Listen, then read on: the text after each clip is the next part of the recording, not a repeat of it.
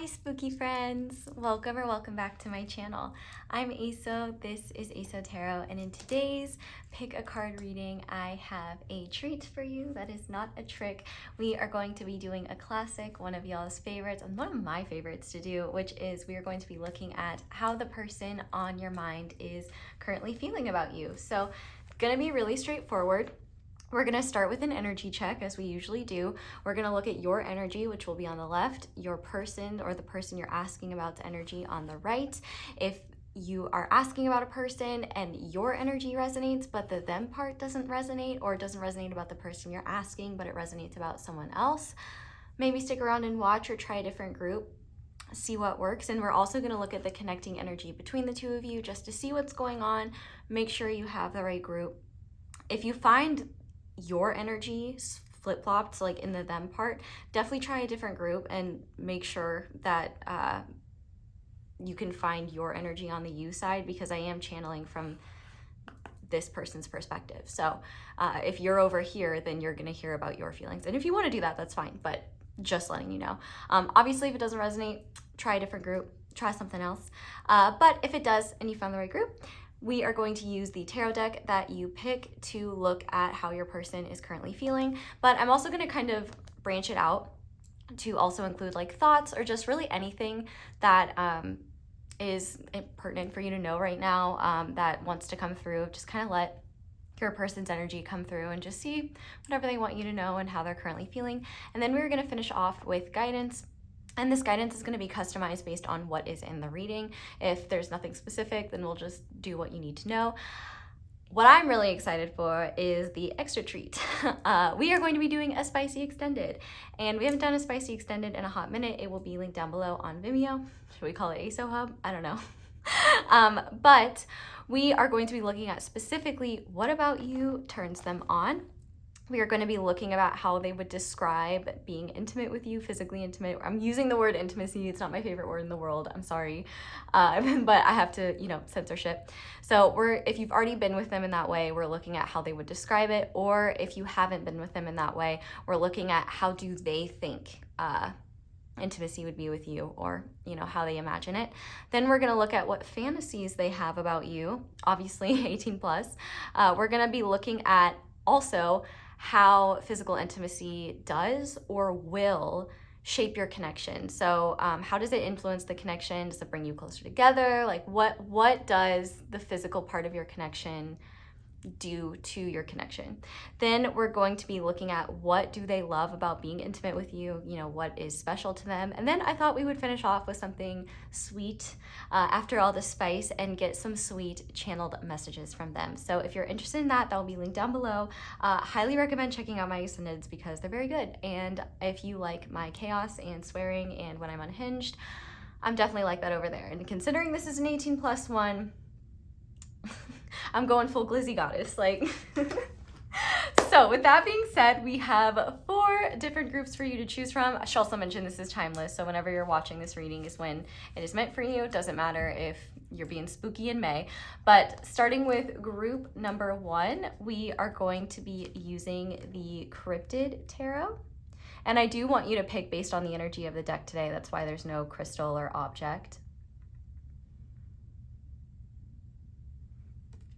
And then for group number 2, we are going to be using the Wizard's Tarot. So I'm moving these cards obviously so you can see the back of the deck as well, if that is helpful.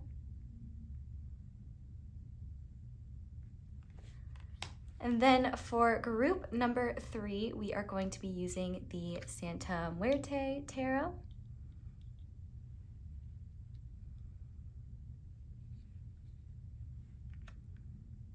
And then finally for group number 4, we are going to be using the Nightmare Before Christmas Tarot. Do you guys see that movie as a Halloween movie or a Christmas movie, or both? I see it as both, but I feel more drawn to watch it during Halloween than I do Christmas.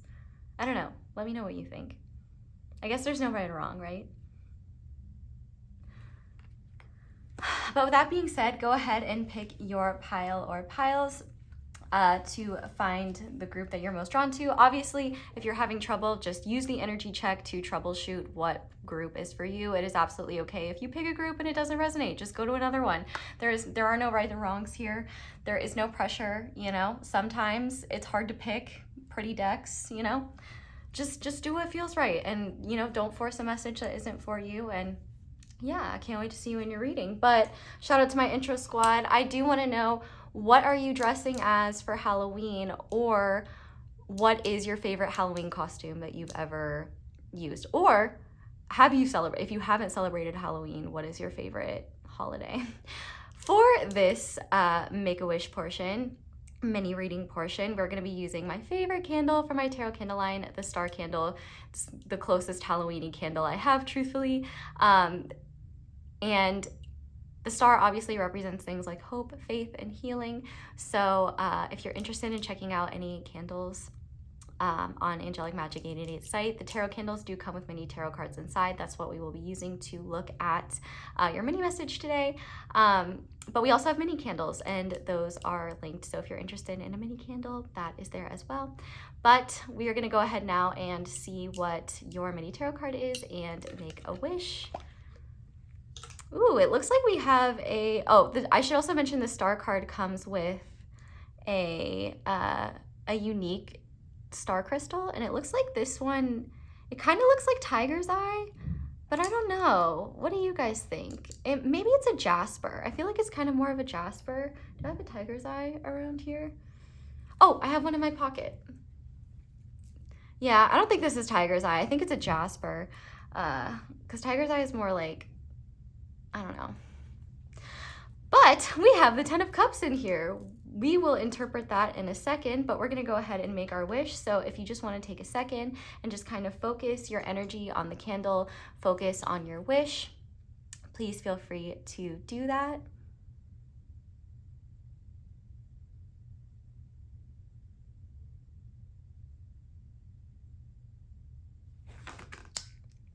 May yours, mine, and all of our wishes come true.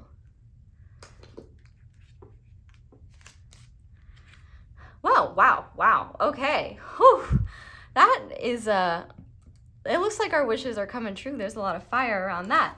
Love to see it. Also, love to see this 10 of Cups coming out here. So let's interpret this. This is a beautiful sign of fulfillment that is coming to you soon, if it hasn't already. This is also a beautiful sign of healing around family issues or the opportunity to see family soon. If you've been needing a sign, like for example, if some of you are thinking about traveling back to where your family lives or spending time with family, this is your confirmation to do that. It will be something that's really helpful and healing. If you are curious about something specific and asking about how it's going to go, this is a beautiful sign that it is going to work out better than you thought, and it's going to be very harmonious. I'm hearing specifically if you're starting a new job or starting something new where you're around new people, it seems like your cohort or coworkers or whoever you're around is going to be very harmonious. And you're not going to be a family in a toxic way, but it just seems like things are going to work out quite well and be very harmonious. If some of you have a family and have a new addition coming in, congratulations, by the way. This is a beautiful sign that they're going to be a lovely addition to the family and that things are going to work out very well. This is also, I think, just a beautiful sign of emotional fulfillment to come. Obviously, for those, this is a love reading, so I do think that this could be a sign that the person you're asking about, or a sign that your love life in general is leading to lots of fulfillment. Trust your intuition on that one. But overall, this is also, I think, a message too, to not give up on wanting it all. And when I mean wanting it all, wanting true satisfaction out of life and wanting true fulfillment and knowing that you're deserving of that and that it is possible. One theme that I personally have been kind of reflecting on is just the fact that like negative rhetoric is so pervasive everywhere all the time that it is really hard to generate positivity within yourself if you're not consciously thinking about it and not paying attention to all of the negative messaging that's constantly being bombarded at us.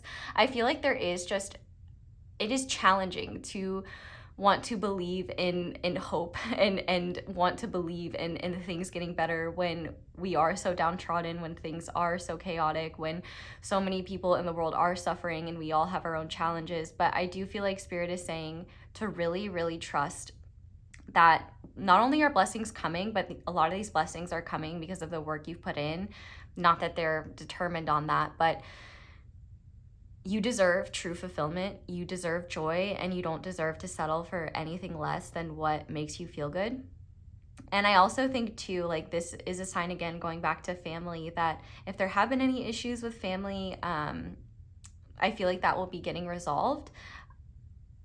And if you've been considering spending time with family or doing something like that, this is definitely confirmation to do so. Or if you've been wondering if you should make a decision that you know would make you really happy or bring lots of fulfillment, I think that that is a yes. Even if it seems impractical, even if it seems like, you know, even if there might be like practical consequences, I'm thinking of examples like, you know, people who spend a lot of money to go to a concert, even though they may not necessarily have that money. Is that the most responsible thing? Not necessarily, but, you know, experiences are worth it. And I'm not a financial advisor. Make sure you have enough to eat and shit. But like, I think that there's also, you know, a time to have fun. And I think that you're really being encouraged to do that, to do things that bring you fulfillment. And yeah, I think there is a beautiful, beautiful experience of emotional fulfillment, joy, and harmony with those around you coming to you soon. So that's really exciting. Yay. Okay, so with that being said, we're gonna go ahead now and get into the reading. Shout out to my intro squad. I love you guys so much.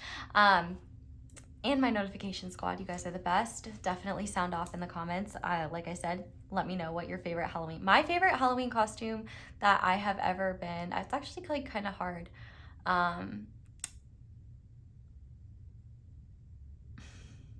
I actually don't remember. Like, I was always in Wonderland last year, but that was just kind of, a lot of my Halloween costumes are lazy, honestly. I don't know about you guys. I think I'm gonna be a bat this year, because I have a bat costume from last year that I didn't wear. But I'm like trying to think if there's actually like a costume that I'm like, yes, I slayed that. I can't think so. Did anyone else relate to like not being allowed to dress as like certain things for Halloween? Like, I remember once I really wanted to be a devil for Halloween because I just thought like the red was really cool, and like I thought like the girl in the like magazine was slaying, and like I didn't even realize it was a devil. I was just like, ooh, cool, red. Like I love Dorothy's ruby slippers, so I was like, that's like Dorothy's ruby slippers but like a whole fit. And then my mom was like, no, you can't be the devil for Halloween. And I was like, what? Like, why?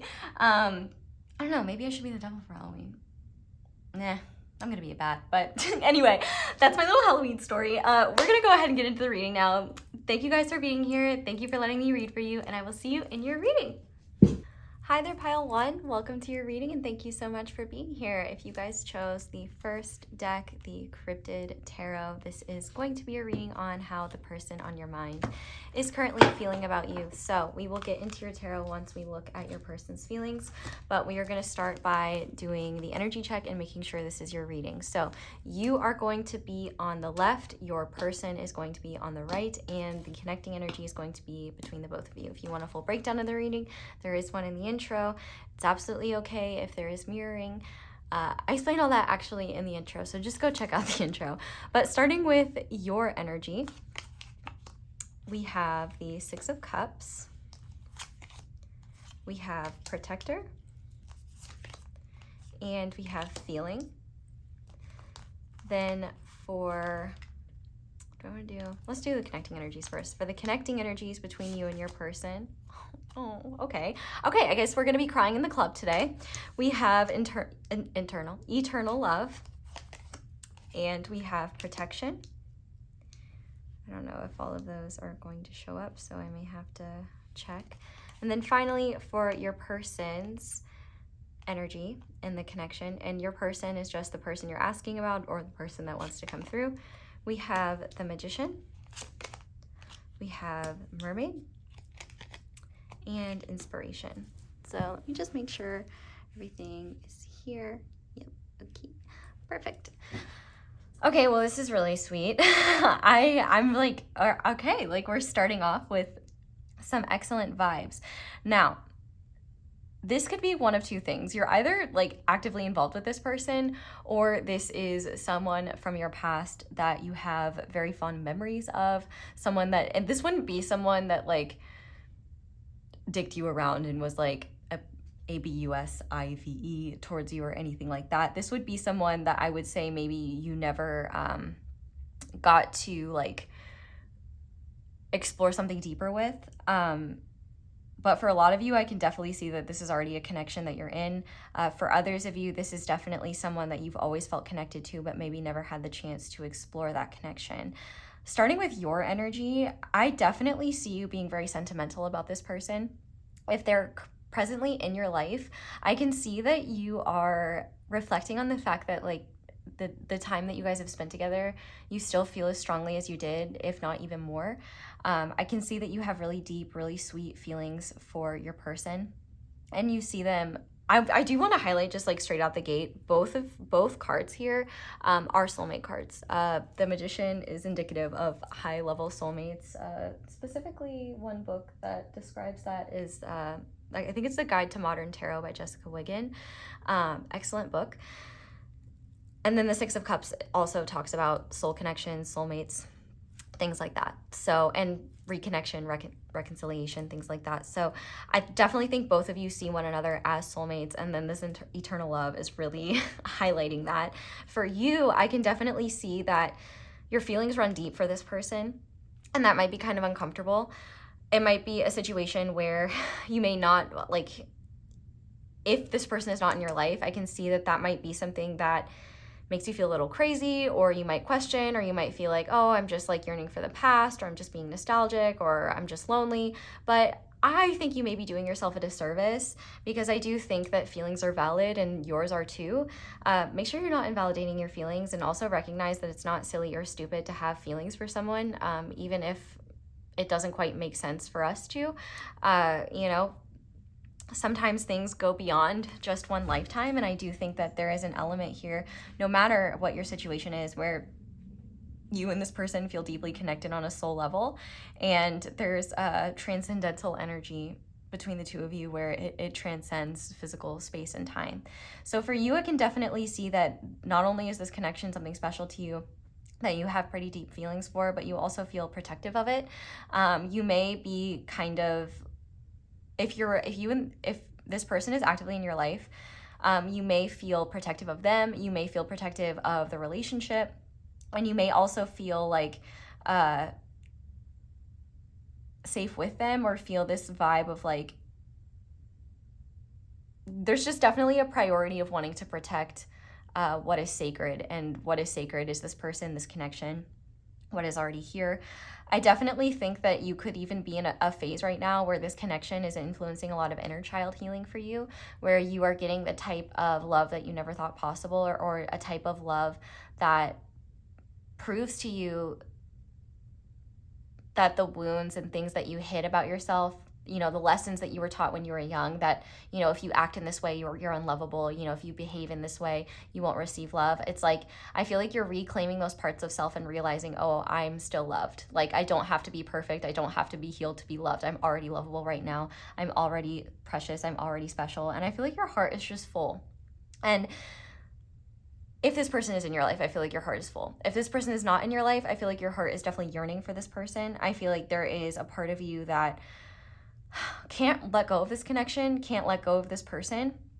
Well, I mean, you could. Like let's be realistic. Like, you could, but they have a place in your heart. Like, there's a reserved table in your heart for them. And I feel like, you know, you might reflect on memories with them, or memories with them have become especially present in your awareness recently. You may be considering reaching out to them, or desiring to see them or connect with them. I can definitely see here that you care about this person a lot, and you care about like them feeling safe. I also think that you are a very dependable person, somebody who is reliable and grounded. You may not feel that you are grounded, but you're grounded in this connection. And so that's another reason why I want to say, like, don't be too hard on yourself about the feelings that you're having, because they are very grounded in your truth, in your reality. You know, feelings are data, and when it comes to matters of the heart, they don't always make sense to the mind, right?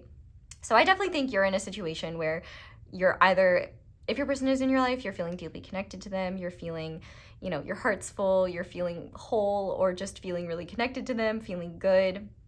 Younger aspects of you are feeling fulfilled, and there's just a beautiful essence of like love and connection and harmony and just all good vibes. There may be a little bit of unnerving about, you know, how deep your feelings run, and that might be a little bit scary. It might make you feel a little bit vulnerable, and you might feel a little bit protective, or you might be working on breaking down some walls around connecting. But overall, you know, I feel like you know in your heart, this is a safe person, this is a safe situation, and like they're in your life for a reason. You're in this for a reason, and the vulnerability that being close and intimate with this person, like what that requires, it's worth it because your heart is true and you know theirs is too. Beautiful. Okay, let's talk about your person. So if your person is in your life, you are definitely their muse. I wouldn't be shocked if they have a creative career, or if they're just a creative person. They don't have to have a creative career, but they definitely have some sort of creative output that they do. Like, and it could be anything, like woodworking or cooking, or it could be literally anything. But this person is definitely someone who you are inspiration for. They are also somebody who I said that, and then I looked down and saw inspiration. I was like, oh, duh, but I wasn't looking at it, I swear. Their feelings run deep as well, and I feel like they're deep in their feels right now. If you and them are currently connecting, if you're in one another's lives, I definitely feel like they really just love talking to you. They love communicating with you. They feel like when you communicate, you just see one another. And I think that you give this person a lot of motivation, a lot of drive, a lot of intention to follow their own goals and not give up. I feel like you are a massive, like I said, muse, but also motivator for them to just keep going. I definitely think that if this person was someone who used to be inspired by hardship or suffering in the past, like, you have taught them that inspiration doesn't have to come from, you know, challenging sources. It doesn't have to come from pain. It can come from beauty. It can come from love. I definitely feel like your person sees you as someone that gets them and really loves the fact that they can just be themselves around you. I don't know if your person is a really chatty person. Like with the Magician card being here, we do have Gemini and Virgo energies, and with the Six of Cups, that is Sun and Scorpio. So you could be a Scorpio Sun, your person could be a Gemini or Virgo. Don't have to be. Just take that as extra confirmation. Don't let signs derail a reading that's resonating. That's very silly. Just take it as extra confirmation. But this person is definitely, and I feel like even when I'm getting into their energy, like, do you see me talking faster? Like, I feel like I'm channeling a mile a minute. I love talking this fast. It's like the YouTube play button, putting myself on like 1.75 speed. I love it. Maybe they do that too. I do that. Shout out to you if you do that. I don't blame you for doing that. They have like, you get them going. Like, you light them on fire. I'm hearing this song specifically. I think it's probably called Fire. It's like a dance EDM-y song, but there's like these lyrics. They're like, set my heart on fire, pour gasoline all over my desire. And I can't remember the rest of it, but if you Google those lyrics, you should find it. It's kind of a bop, but I feel like you just set their heart on fire. I feel like you have given them such a gift with just your presence. Like, with this inspiration, it's just like, wow, like, you are light to them. You are a source of spiritual energy. If you're a spiritual person, I definitely think that you have influenced them spiritually and helped them open up to their own spiritual gifts, whether they consciously recognize it or not. They're just, I guess a way to take it out of like a spiritual like context is just they feel more connected to an ethereal essence that moves them, and you've helped connect them to that. There's definitely a beautiful bubble of love that surrounds the both of you. And with the Mermaid card being here, I feel like your person is uncovering new sources of inspiration and new desires because they are exploring the depths of their emotional body in a way that they haven't either before or in a very, very, very long time. And this makes sense because if they do have Gemini or Virgo energies, they could be, you know, more focused on analytical things or more focused on mental pursuits, and just be more so in their head, be more so, you know, focused on the material. But you've really got them in their heart. You've got them in their feels. And there's this like kind of magical energy to it where I feel like they're getting into their feminine energy, which like we all have feminine and masculine energy. If those terms make you uncomfortable, just use yin and yang. Or even if this person is very, very masculine, it's like their internal world is softening, and it's like they're opening up to emotions that maybe they avoided in the past or were overwhelmed or afraid of. There's definitely a huge motivation to just be their best selves and be a good partner or person to you, whatever your situation is. Like, if they're in your life, like you could be together with this person, you could be married to this person, you could be talking to this person. There's so many different scenarios here. Like, this could even be someone that if you're a polyamorous type person, for example, you know, this could just be one example. Obviously that would probably be less of you, but I just want y'all to know that like there's lots of potential possibilities here, and just because I don't list yours doesn't mean if it's resonating it's for you. That's the point. But if this person is not in your life right now, they are definitely manifesting you. They're thinking about you a lot, hence why you may be having lots of sentimental memories of them. They are definitely thinking about you, and even though you may not be in their life, they are very much using you as inspiration for their own forward momentum.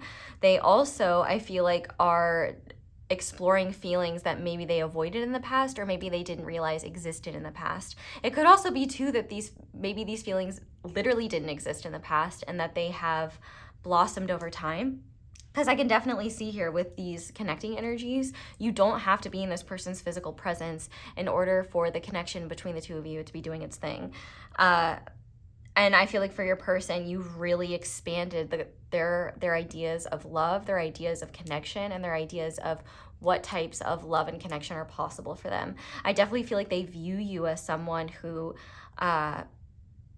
is really solid, someone who's trustworthy, someone who's dependable, someone who activates them in a way where the only way I can describe this is like from my own personal experience. A good friend of mine, like when I first met them, they were talking about like, you know, what they were working on, like career-wise. And as soon as they did that, like my eyes, like it was like a light switch was flipped on inside of me. And I was like, wait, ambition. I used to have that. Like, where'd that go? What happened to my ambition? Like, it's like something like that where it's like, it's not an influence that's transient or ephemeral. It's an influence that just switches a light on that you either forgot you had or didn't realize was there, and it's on. So I feel like you have that influence on this person where, like, for example, spiritually, let's say they've had a hard time having faith in themselves or, you know, finding inspiration. And then you've activated this ability for them to feel into the subtle realms and maybe in a way that they haven't before. Really, really cool. There's definitely an energy here where if you and this person are not in one another's lives, I definitely feel like there is a desire to connect, a desire to communicate with one another. I mean, the Magician especially highlights communication. So if you feel like this person is coming in, like, you might be right. I will say, like, we're gonna have to look at the tarot and things like that, but I will say that, like, without a pentacle here, like, the desire and the intention to reach out, I mean, I guess there is a pentacle of the Magician, but while the desire and the intention is there to reach out, whether they actually act upon it, unique to your situation and will be determined in time. But I do feel it's really intense. I mean, I have a hard time thinking that they wouldn't ever, but like the length of time might be different. But let's talk about the connecting energy. I mean, eternal love, hello. You guys love one another. I think that's pretty clear. There's a deep level of love between the two of you, and I don't think that maybe you guys have never said that you loved one another, or maybe you have never even admitted to yourself that you love this person because it just doesn't make sense. Like, maybe you haven't known one another very long, or maybe you've never met in person, or maybe you haven't talked in a really long time, or something like that. that will definitely be more so for those of you that are not presently in one another's lives. If you are in one another's lives, I definitely think that there's just beautiful love that exists between the two of you. This person, you would love each other if the other was a worm. Like, this is beautiful energy where the both of you feel seen, you feel heard, like you feel connected. There is no pretending to be something you're not. There is no fear around not sharing a part of yourself. Maybe there was in the past, but I feel like, you know, you guys have learned over time, like, oh, it's safe to be myself. It's safe to be, you know, be in my authenticity. It's safe to be vulnerable. Like, there is just this beautiful, beautiful, loving energy that exists between the two of you that goes beyond, you know, oh, well, you know, we started dating and then we got into a relationship and yeah, and we love each other. It's like, it's deeper than that. Like, and not saying that a relationship like that isn't deep. You know, love can come from so many different sources and can be formed in so many different ways. I mean, you know, maybe this is your guys' first lifetime together and you are establishing a bond of eternal love. But I would say for a lot of you, I feel like, you know, whether you believe in past lives or not, I feel like your souls have deep familiarity for one another, and there is a deep level of love between one another that just transcends this lifetime at least, and is like this powerful form of magnetism and glue that kind of keeps both of you together, where it's just like, yeah, like you guys feel like home with each other. This just feels like home. And then the fact that we have protection, I feel like both of you are very protective of this connection. Both of you are very protective of one another. You feel safe in one another's presence. There's a level of honesty between the two of you that I think is very refreshing, and also at sometimes a little bit like overwhelming, just because, like, you know, that level of honesty, you not only have to face yourself, but like share that with another person. But I think it's something you both value and recognize, like, the value of it, recognize that it's something really special. Also, if you are concerned that someone might be evil-eyeing this connection, doing witchcraft or hexing y'all or things like that, I want you to know that you're fine and safe and to not even pay mind to it. I will tell you the best form of spiritual protection is goodwill towards yourself and others. And don't let occult bullies make you afraid that you're going to lose something because of that. Like, this is a type of connection where crap like that, well, I don't want to minimize, you know, people's work and what is meaningful to them, even if it is, I don't want to minimize that. But what I will say is that people can use things like that for bullying, for negative purposes. And, you know, that's their choice. They do what they want with their free will. We won't judge them. That's their journey. But you don't have to pay any mind to it. And you don't have to feel like that is a vulnerability or that can affect or impact this connection, because it can't. It's like, I'm thinking of, like, what's that? Is it a, like, old Greek myth about, or I don't think it's a myth. I think it's actually historic. Like, was there some sort of ancient Greek person that was really mad at Poseidon, and so he started, like, stabbing the ocean, or got people to stab the ocean? I don't know. That's the example I was thinking of in my head. It's like, you're not gonna harm the ocean, bro. Like, I mean, you can try, but you're just gonna wear yourself out. So, you know, if anyone is doing stuff like that, like, just let them wear themselves out and waste their time, money, and energy. Like, those are their lessons to learn, and you don't have to focus on that. Like, literally just get it out of your head and pray for them and hope that they heal. That's all you have to worry about, because it can affect you. And actually, the only way it can affect you is if you worry about it and give it any time or energy. Don't let that bullshit live in your head whatsoever. Okay. So yeah, I definitely feel like if you and this person are not currently communicating, if you're not in one another's lives, I definitely think that there is spiritual protection around the both of you. Like, you are both definitely, like, there is this message around, like, the choices that you make. There is no choice that you can make that would profoundly impact this connection in a negative way where it, like, dissolves. how it unfolds in the physical dimension is unique to every one of you. But like, there's definitely a message here about not letting, like, for example, if you're wanting this person back in your life, and so you're trying to make decisions based on what you think will do that, don't do that. Instead, do what's authentic to you, do what feels right, and let the universe do its work. Like, don't try to do the universe's work for it. You do what's within your control. But if you guys are in one another's lives, I definitely think that you both feel very protective of this connection. You feel safe with one another. You feel protected with each other.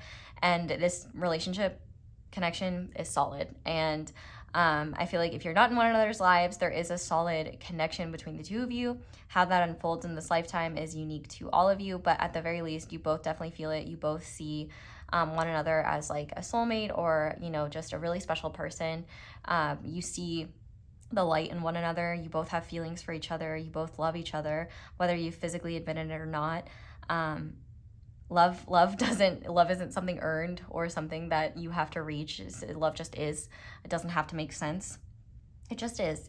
So I definitely think that if you're having a hard time, like if you're overthinking it or getting in your head about it, you really just have to tell your brain, it just is. And you don't have to understand it.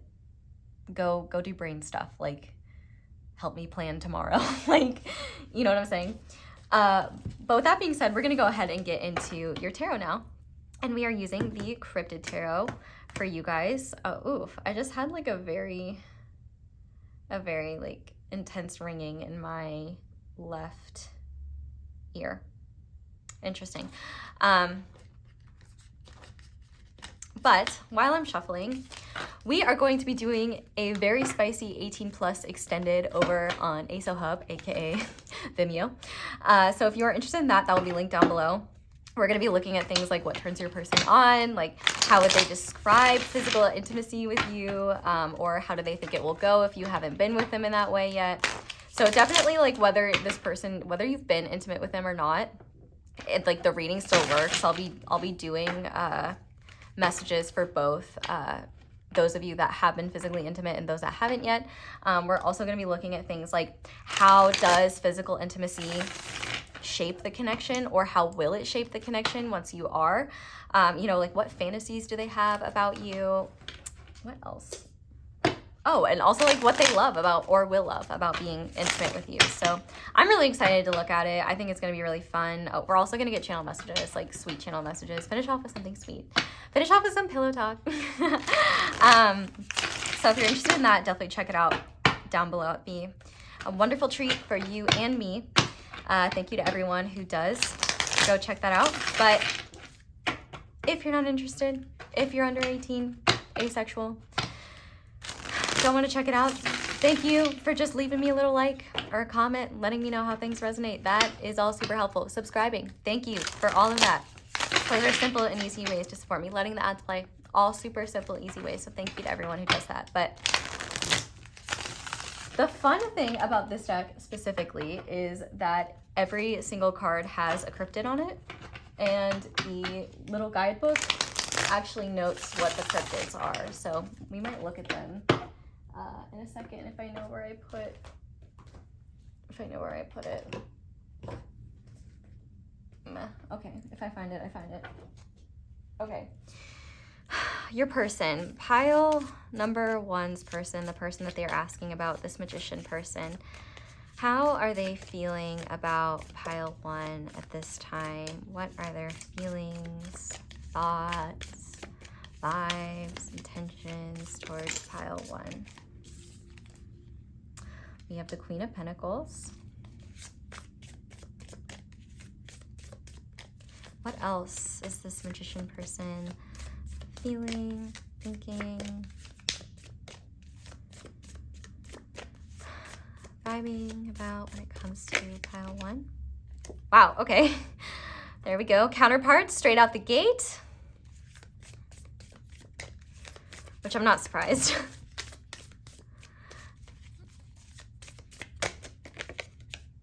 Wow, okay. So I really love that I said, well, there's no pentacles here, and then the tarot deck was like, bet.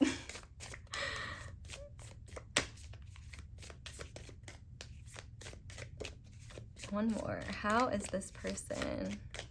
Pile one's person. We have the Seven of Swords, and on the back of the deck we have the Page of Swords. Okay, that is so interesting. Actually, can you clarify the Seven of Swords for me, just to give me a little bit more context? Yeah, okay, that makes a lot of sense. Actually, one thing I just noticed as I was shuffling, back of the deck, Four of Pentacles, there's all of that earth and air energy. The Magician is number one, so look at you. You're pile one. You're literally like shining over their head like a pretty little rose. I want to find what the cryptids are. 1 second.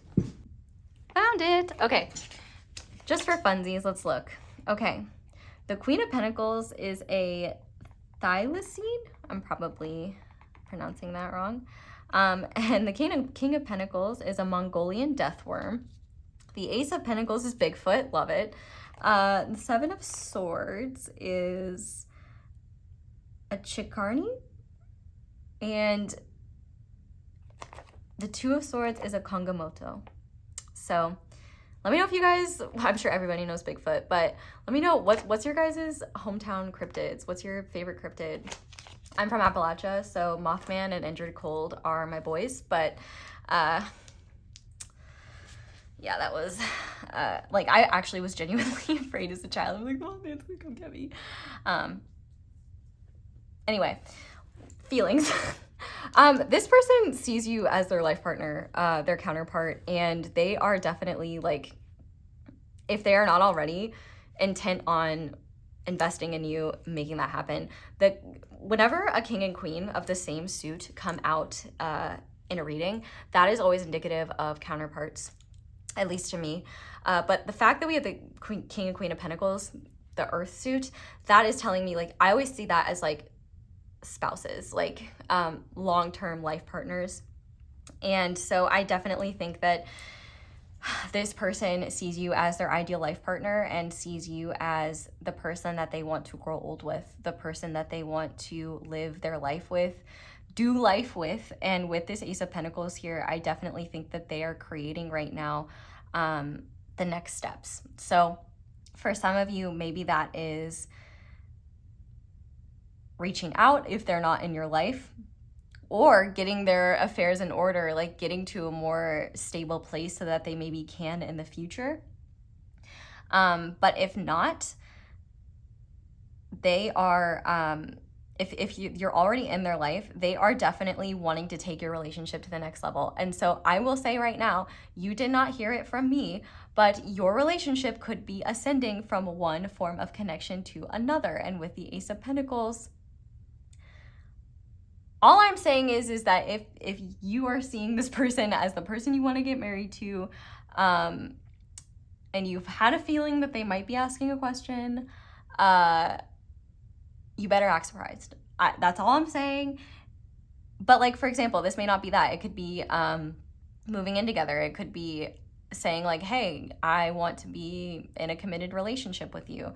Or, you know, it could be even more than that. If you're already with them in that way, it could be, hey, I want to move to this place, or I want to start this business with you, or I want to start a family with you. Like, this, whatever it is, like, this Ace of Pentacles is speaking to me about something that they see, like, that they want to create with you, that they're already in the process of creating now, especially with their energy that they're in. And whether they feel themselves more in the King or the Queen of Pentacles, they definitely see you guys as life partners, as who they want to be in their life. And, you know, the really funny thing is that they're just overthinking it. The fact that we have the Seven of Swords clarified by the Two of Swords, I do feel like their action towards you in this process will be delayed because of overthinking. There's definitely a lot of nerves and definitely a lot of, like, oh, should I do it? Should I not? When should I do it? Like, for some of you, it's like, how should I do it?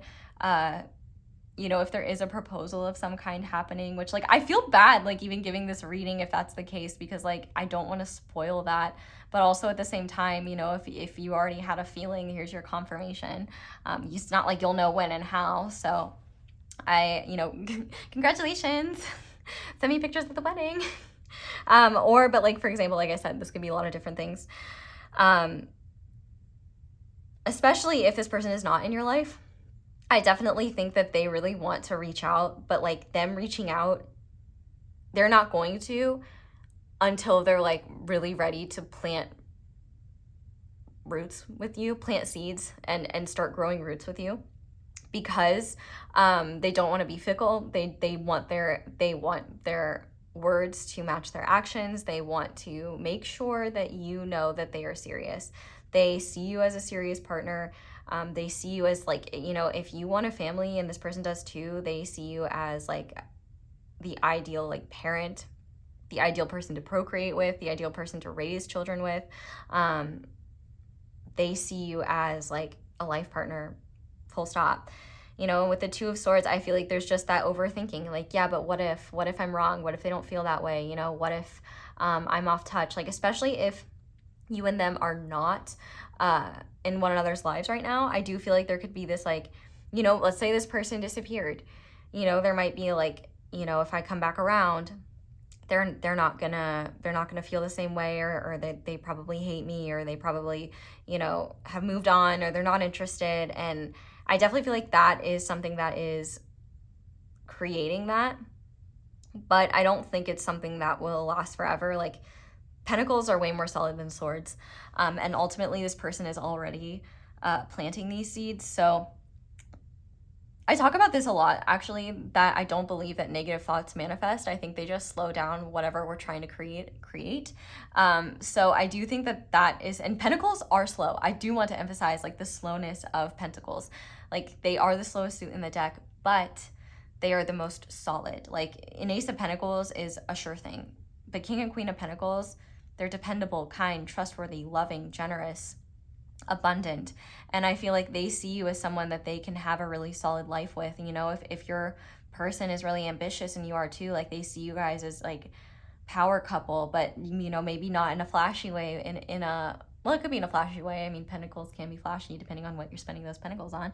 I feel like it's more in a like just solid life partner. Like, we feel secure in one another's presence. You know, we have mutually aligned goals. We have this vision for the future that, you know, matches what we both want. And I feel like if this person is not in your life, I feel like they are seeing you as, for some of you, the one that got away, or maybe the one that they let go away. They may be realizing, like, they may be feeling like shame or embarrassment for their actions in the past. Like, maybe this person wasn't ready, or they were involved with someone else, and so they couldn't really, you know, open themselves up to you, or, you know, maybe they didn't have the courage, or maybe you were involved with someone else, and so, you know, it wasn't their place to really talk about how they felt, or open that can of worms up. That what is it called? Mongolian death worm. They didn't want to open up that can of Mongolian death worms. But I feel like they do now. It's just the overthinking that maybe gets in the way of that. And so, you know, I do think it will take time for this person to come forward, but I do think that they want to, and they will. But with me saying that, don't you dare stop living your life or stop doing what is in alignment with you or what is best for you because you're expecting this person. You live your life exactly as you would if this person were to never come forward, were to never be a part of your life again. Like, you need to behave as you would always. You're not waiting for this person. You're living your life, and should they show up, wonderful. I do feel they very much want to. And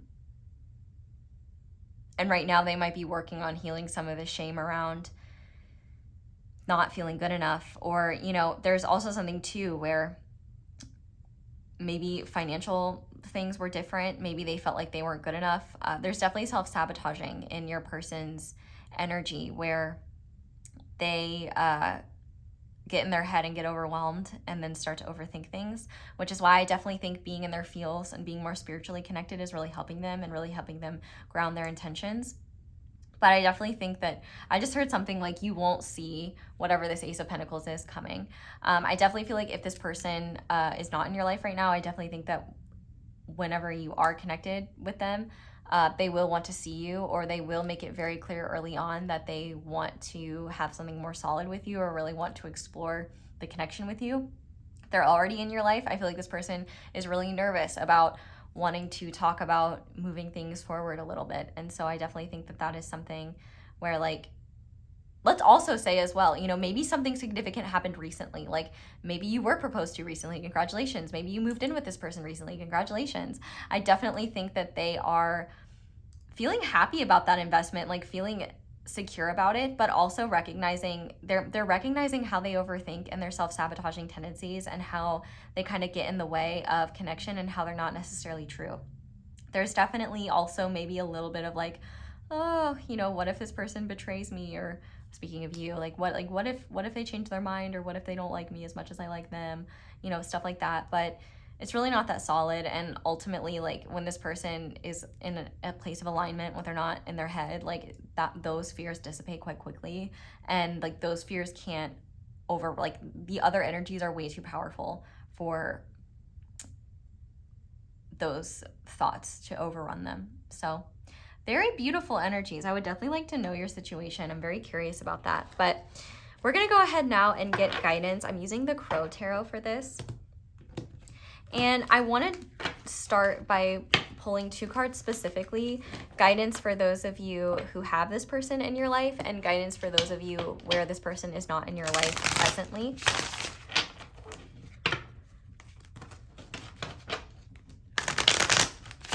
And then I think we'll just finish off with guidance for all of you, like what you need to know about this situation in general, as Spirit wants you to know. So for my group where this person is in their lives already, what guidance do you have for pile 1 when it comes to their connection with this person? So only the 6 of Cups again. So beautiful. So keep doing what you're doing. The guidance here for those of you who already have this person in your life is to really savor and soak up the beautiful, wonderful, loving vibes between the 2 of you. You know, embrace and allow yourself to be nourished by the love that exists between the 2 of you. You know, don't let protective mechanisms get in the way of just fully soaking in, you know, that love. You deserve to feel good. You deserve to feel happy. And, you know, you don't deserve to let anyone rain on your parade. I'm literally hearing Soak Up the Sun by Sheryl Crow, which is one of my favorite songs in the entire world. And we have sunflowers here. So isn't there a Post Malone song that's like Sunflower? Maybe that's significant. I don't know. I don't know the lyrics to it or anything like that. But there could be significant lyrics for you there. I definitely think, though, you know, if you feel like there are any barriers to connection with your person, you're really being encouraged to look at what aspects of your childhood self, like what parts of you as a child were you told, or did you learn that, like, you know, if you expressed those parts, or if you acted in that way, or if you shared that, like, you wouldn't be lovable. Those are the things you need to look at, because I feel like sharing those parts, acting in those ways, you know, I feel like with this person may help you realize, like, oh, you are lovable, like you are allowed to speak your mind, or you are allowed to be sensitive, you are allowed to be soft, you are allowed to be whatever you thought you weren't allowed to be, you are allowed to be.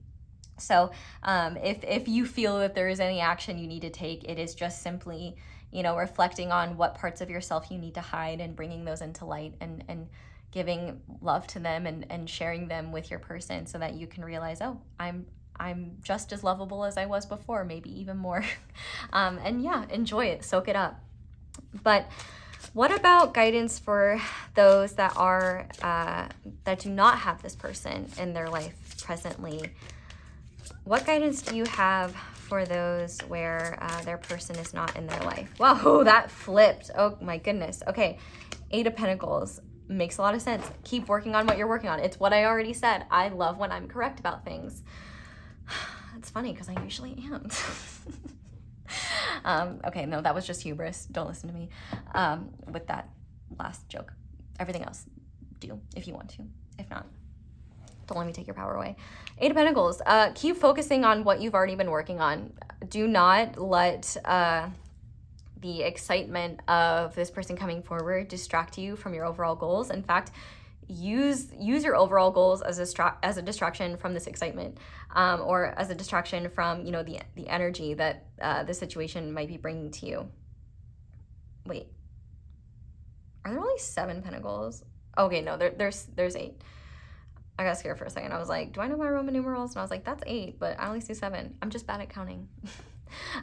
Anyway, maybe Counting Crows is a band that's significant, but yeah, there's definitely an energy here of needing to just keep focusing on what you've already been working on, focusing on your work or your abundance or just whatever, you know, in the physical dimension that has been your priority. Just keep going, keep working, keep your head down. I definitely feel like, honestly, it will only create more unnecessary like stress and overthinking and questioning if you do get to like, you know, if you do get to like, what's gonna happen? When are they gonna come forward? It's like, who knows? Whenever they feel confident enough and decide to. And if you sit there twiddling your thumbs, it's definitely going to take longer. It's definitely not something that you're meant to have your energy focused on. Your energy is meant to focus on yourself, and that's actually what makes your energy like more magnetic and attractive and powerful. So keep focusing on what you've been working on. Keep focusing on building yourself up. Steady the course and stay grounded. Don't let yourself get lost in the sauce to the point where you get in your head, get overwhelmed, and go down a rabbit hole, which even if you do, you can still be redirected, but you know, you can just save yourself the unnecessary wondering and questioning. But finally, Spirit, what guidance do you have for all of my pile ones when it comes to the situation? Oh, I love this. Okay, so you're being guided to really embrace playfulness, embrace creativity, and embrace your inner child. I mean, with this Page of Cups energy, you're really encouraged to be playful and fun. You know, for some of you, if this person maybe needs to apologize to you, I think that could be something that you receive. But I also think that you're being asked to embrace the sweetness of life and, you know, kind of enjoy being soft and being in your heart, because no matter what, who you are in this situation, you know, your heart's being activated. You are in your feels, and like that is a wonderful place to be. Like, have fun with that, you know. Consume media that makes you feel whimsical and happy. Create things that make you feel connected to that whimsy. Like, listen to music that makes you feel that way. Like, whatever it is that puts you in an energy of almost childlike optimism, hopefulness, creativity, expansion, do it. I also think, you know, whatever helps you feel like a child again, you know, whatever gives you lots of joy, do that. Definitely, like, what you're being called to do at this time is to prioritize things that are just fun. And even though you might see them as frivolous, I think that's the perfect counterbalance for both of you, for both groups, where, like, you know, well, I guess it's a perfect counterbalance for those of you where this person isn't in your life. For those of you where this person is in your life, I think you're just being encouraged to be playful and fun and communicate in loving ways with your person. And, you know, just be flirty, be sweet, be cute, have fun, you know, do all that. And if your person is not in your life, then feed your emotional energy into creativity, whimsy, watch a Barbie movie, you know, do things that make you believe in love, believe in happy endings, believe in more ways than one. We're going to be talking about different happy endings in a second in the extended, but whatever makes you feel connected to that, connected to your person, connected to the awareness that magic is everywhere and it can happen to any one of us at any time, and love can move mountains, and where there is a will, there is a way. So pile 1, that is where I'm going to leave your reading. Thank you guys so much for watching, and thank you so much for letting my ads play in the background while you do something else. I'm not a monster. I don't expect you to watch them, but just letting them play is super helpful. If you guys would like to, those are some of the simplest and easiest ways to support me, but other ways to support me, check out the Spicy Extended, which will be linked down below. You can like this video, comment down below, let me know how it resonates, subscribe if you haven't already. Shout out to my notification squad if you want to be notified whenever I upload a new reading. That will be there. That notification bell will do that for you. You can check out my candles. Be sure to use code ASO10 for 10% off. We also have mini candles. You may want to check those out. You can check out my social media, my merch, all that jazz, other videos. But that's all I have for you guys. So thank you so much for watching and for letting me read for you. I hope you all have a wonderful day or night, whenever it is that you're watching this video. And I hope you'll come back and see me again soon. Bye! Hi there, Pile 2. Welcome to your reading, and thank you so much for being here. If you guys chose the Wizard's Tarot, this is going to be your reading on how your person, or the person you're asking about, hopefully, is currently feeling about you. So if you want a full breakdown of the reading, there is one in the intro, but we're going to start with the energy check to make sure this is your reading. You are going to be on the right, your person is going to be on the left, and the connecting energies are going to be in the middle. If you have any questions or confusion about that, maybe there's mirroring, maybe you're on the opposite side, please check the intro because I go into all the possibilities there and help you with that. But obviously, if it doesn't resonate, this is not your reading and you should try a different one. But let's start by looking at your energy in this connection. So to start, we have the Six of Pentacles, we have Bird, Sweet D is in the room with us, and we have Potential. That is an It's Always Sunny in Philadelphia reference for those of you that are like, what are you talking about? Shout out to all the D's though, and Caitlin Olsen because she's the best. Okay, what else do we have? We have the connecting energies. Sorry, I was just thinking about Caitlin Olsen and then, you know, hard to focus. Okay, so connecting energies between you and your person. We have scrying and we have divination. Interesting. And then for your person's energies, we have the Four of Wands, we have the Star, and we have Map of Possibilities. Okay, I'm just gonna fix this really quickly, make it more visually pleasing to myself and hopefully you. Okay, interesting energies, interesting energies. Okay, so I want to start with the connecting energy for you guys. It definitely seems like both of you are taking a little space. In fact, you could have been the instigator of taking this space. It may not even be that you're like objectively taking space, like you could be talking to each other a lot, but there's definitely, both of you are trying to feel into this situation and figure things out.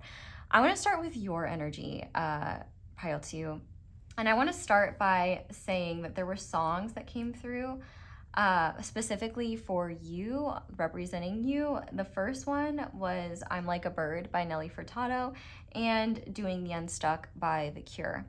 Also, if you have a Taurus moon, that could be extra confirmation, or Taurus energy in general, that could be confirmation, but moon in Taurus is ruled by the Six of Pentacles.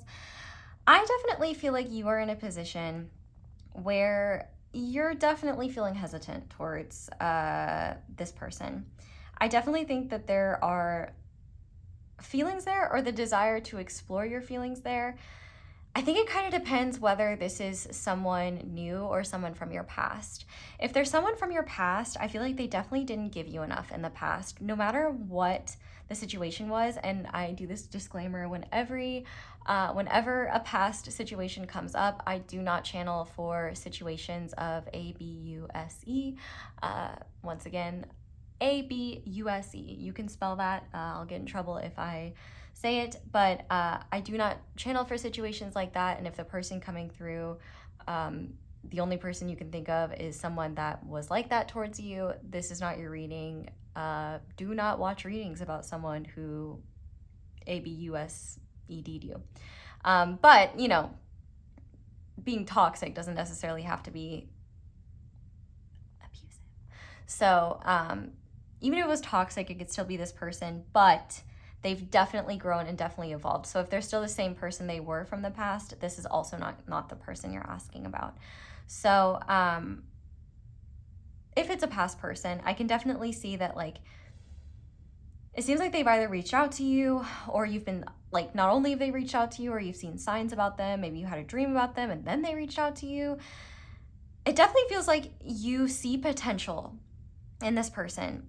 And I definitely feel like you want to open up to this person more, or you're considering it. Like, the desire is there, but I definitely feel like you're kind of weighing your options and wanting to be really careful. I feel like there's also this energy within you where you're like, is it actually safe for me to explore this? Are they being genuine, or is it my desire for them to be genuine? Is it intuition, or is it my hopes? I feel like is what you have going on. And I feel like you've kind of experienced disappointment in the past where you now kind of feel like you shouldn't get your hopes up and you shouldn't be open or hopeful, which makes me really sad. Yes, you should get your hopes up. You're a star, baby. Like, hope. If we don't have hope, man, what do we have? And maybe placing hope on a specific thing is more challenging, but just hope that things will get better and that, you know, things can work out and that beautiful things do happen. I mean, at least you should hold on to that. I definitely feel like you see potential here, but you're definitely afraid of opening up to this person. If they're a newer person, I definitely feel like they're coming in and like kind of expressing interest a little bit, but also I feel like you're hesitant because you're like, well, maybe they could change their mind, or, you know, do I really have the time and energy to be investing in this? You know, are they really serious, or do they just want something else from me? I definitely think that you're either receiving something from them, like communication, or, you know, I definitely feel like your person is the one instigating things in this connection, or like being the one to move things forward. If you are the one to move things forward, I definitely feel like as a result, your person is very happy about that. Like I definitely see here that like you're definitely investing in the connection in the sense that you are seeing where things are going. You're open and closed, like in the sense that the example I'm getting is if you're doing beekeeping, but you've got the bee suit on. You're not the Texas bee lady who's just out there, you know, canned raw dog in the beehives. Like, you know, maybe you were at one point and you got stung and you were just like, nah, not gonna do that again. You're definitely protective of yourself, and there's definitely fears. And I feel like you've been getting signs, and there's even more birds in this card as well. Maybe you're getting a specific bird that is a sign.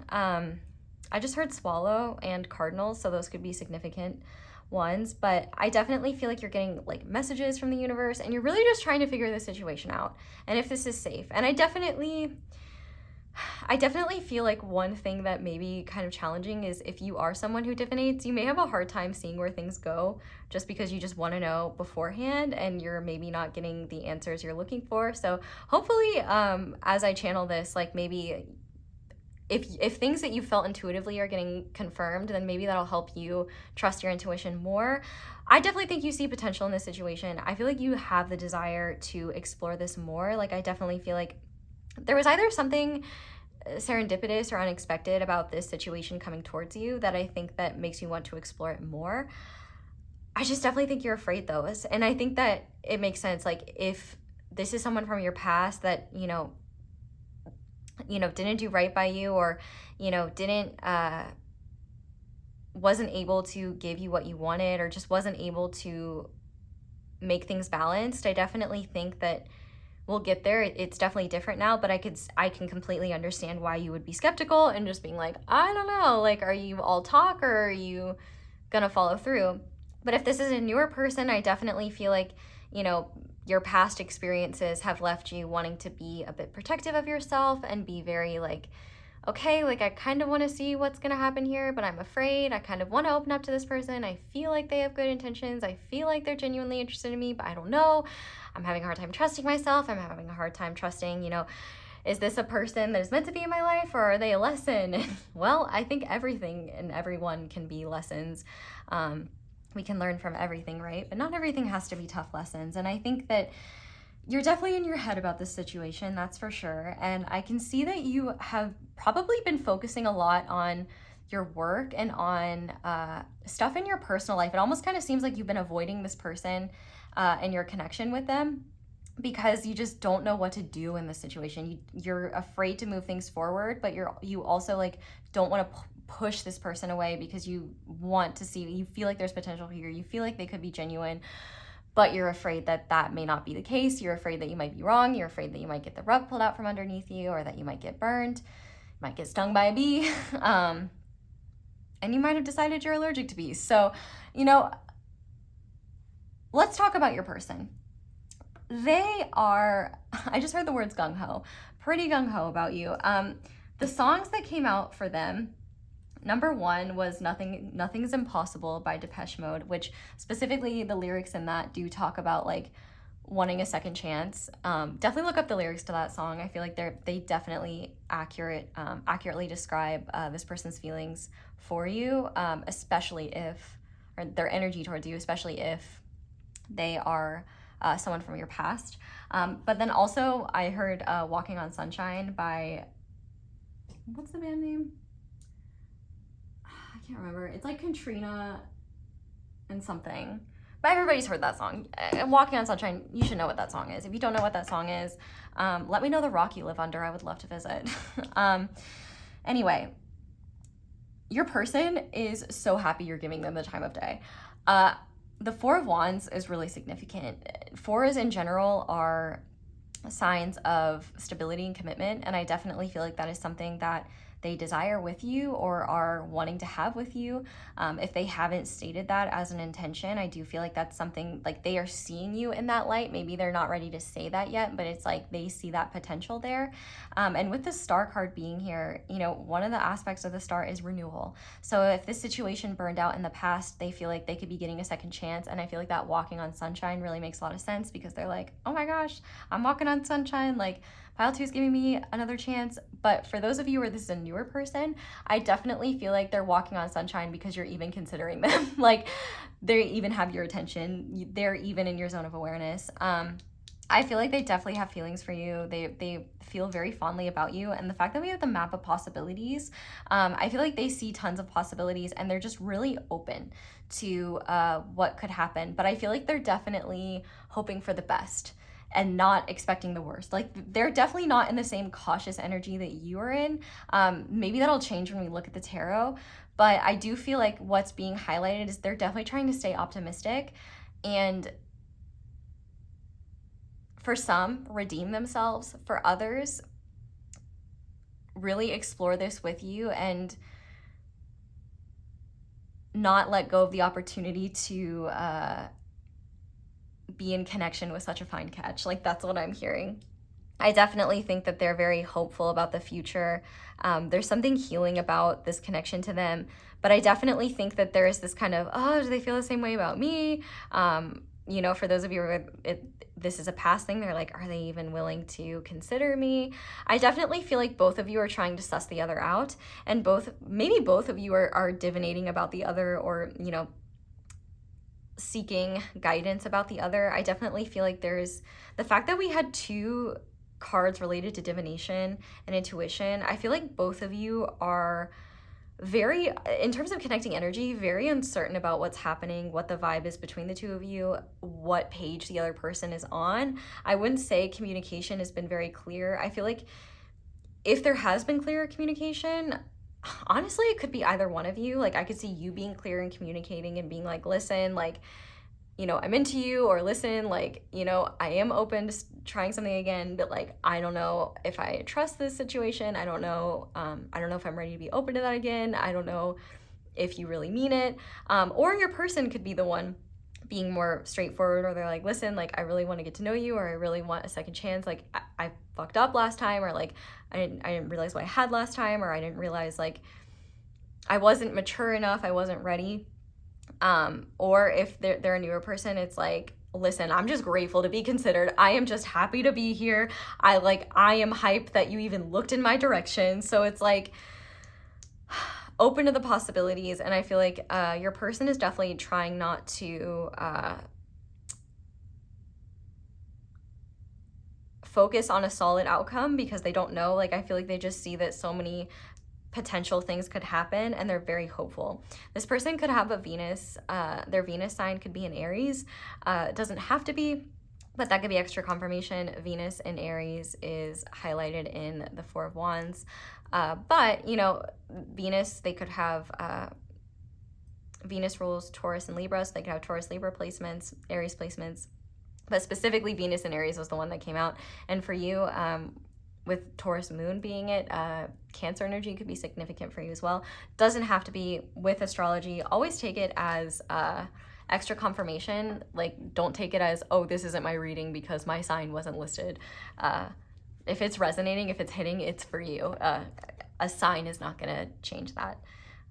An astrology sign. But I definitely think you've been getting a lot of signs, and there's a lot of skepticism here, which I don't blame you. And I definitely think both of you are just trying to figure things out, but rather than communicating as clearly as you could, you're both trying to figure it out in your own camps. And like for your person, it's like, we're just celebrating that we have the opportunity, that the door is even open. And for you, it's like, I am going to observe this from a safe distance and really, really take my time, making sure that this is something that I genuinely want, that I'm willing to be open to. You are definitely being very, very cautious. So let's go ahead and see how your person is actually feeling about you and anything else that they want to mention. But I should also mention that if you are interested, we are doing an extended on Vimeo. I'm dubbing it ASO Hub. It is a spicy extended, and Pile Ones was so much fun. We're gonna be doing a lot of stuff related to physical intimacy. So we're going to be looking at things like what about you turns them on. We're going to be looking at how they would describe being physically intimate with you if you already have been intimate with them. If you haven't, how they think it would be, what they think it would be like, what fantasies they have about you, how physical intimacy will shape/change your connection, or how it has.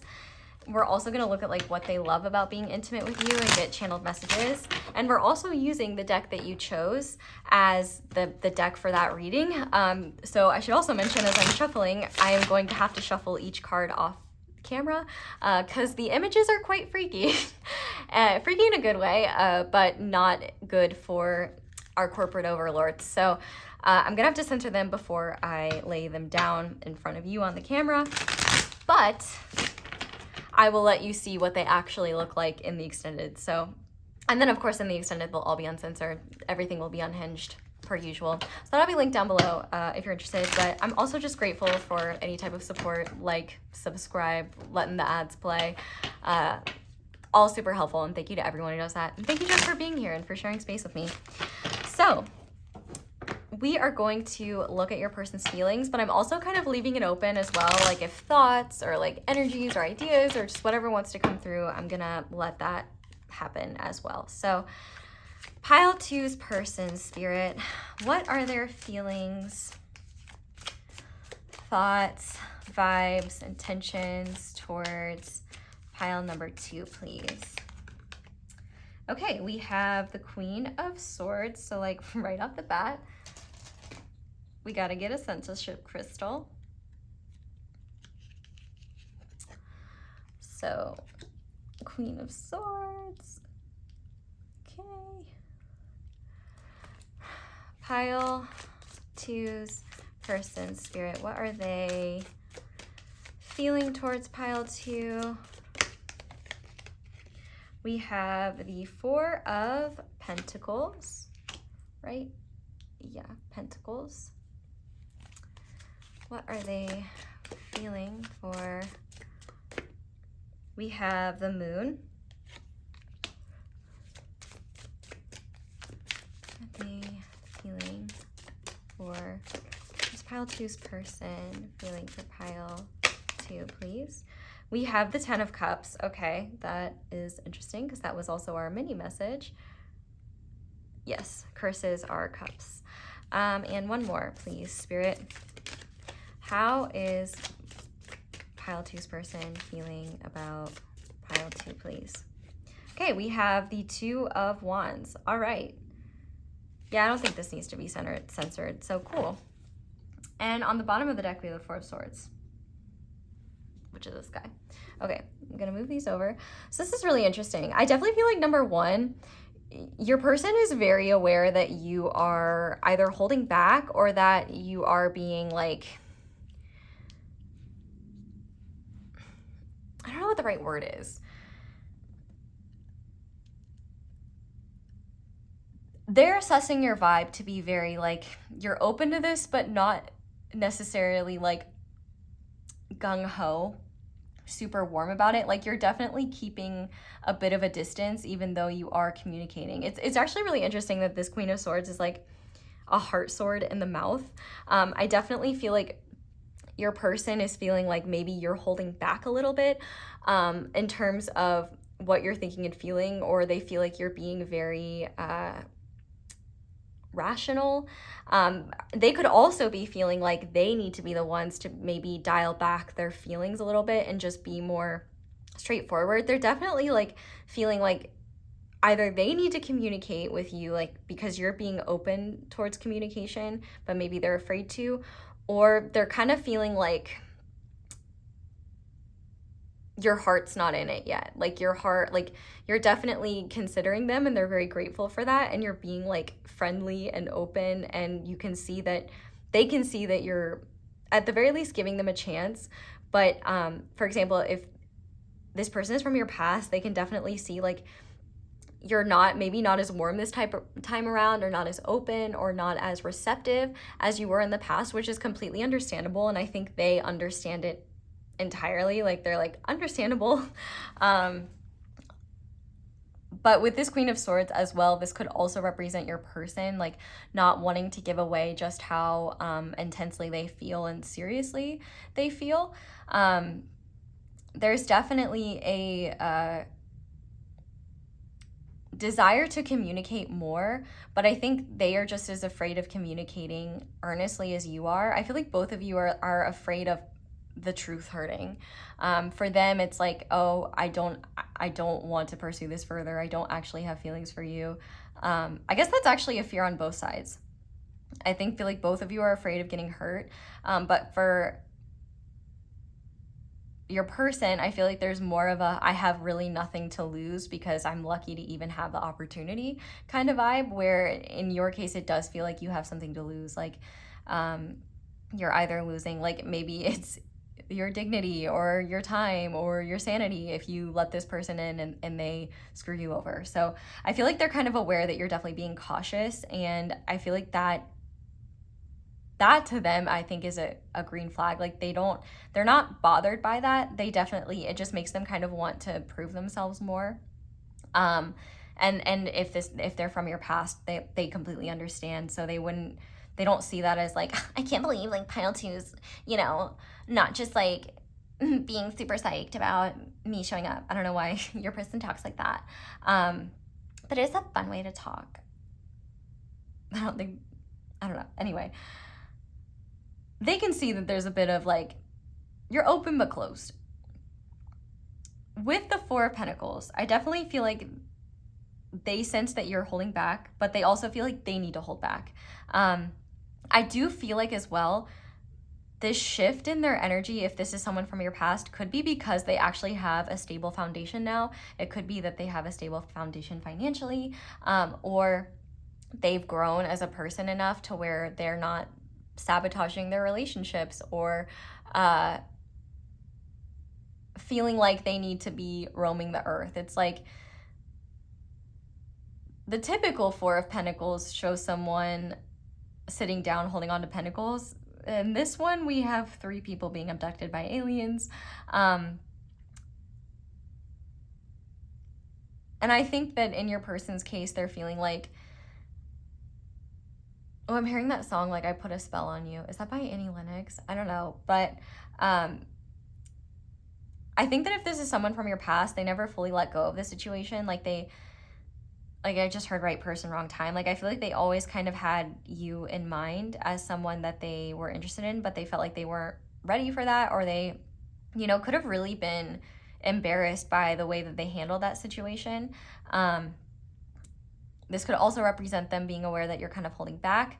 But also, I feel like they're definitely wanting to hold on to the situation and see where it goes. Like, they're not going anywhere. And if this is a newer person, I definitely think that they're in this energy where they're definitely holding back, like, just how earnest they are about you, just how deep their feelings run. We'll get there. But they're definitely, like, locked into this situation.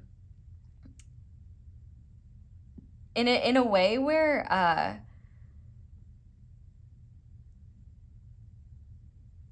they are willing to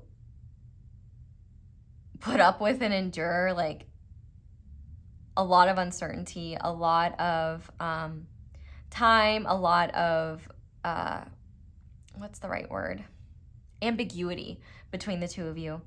I definitely think that they know that they're part of the ambiguity, but I feel like their ambiguity is just they don't want to overwhelm you with their feelings or, you know, lose the plot because they revealed their cards too quickly.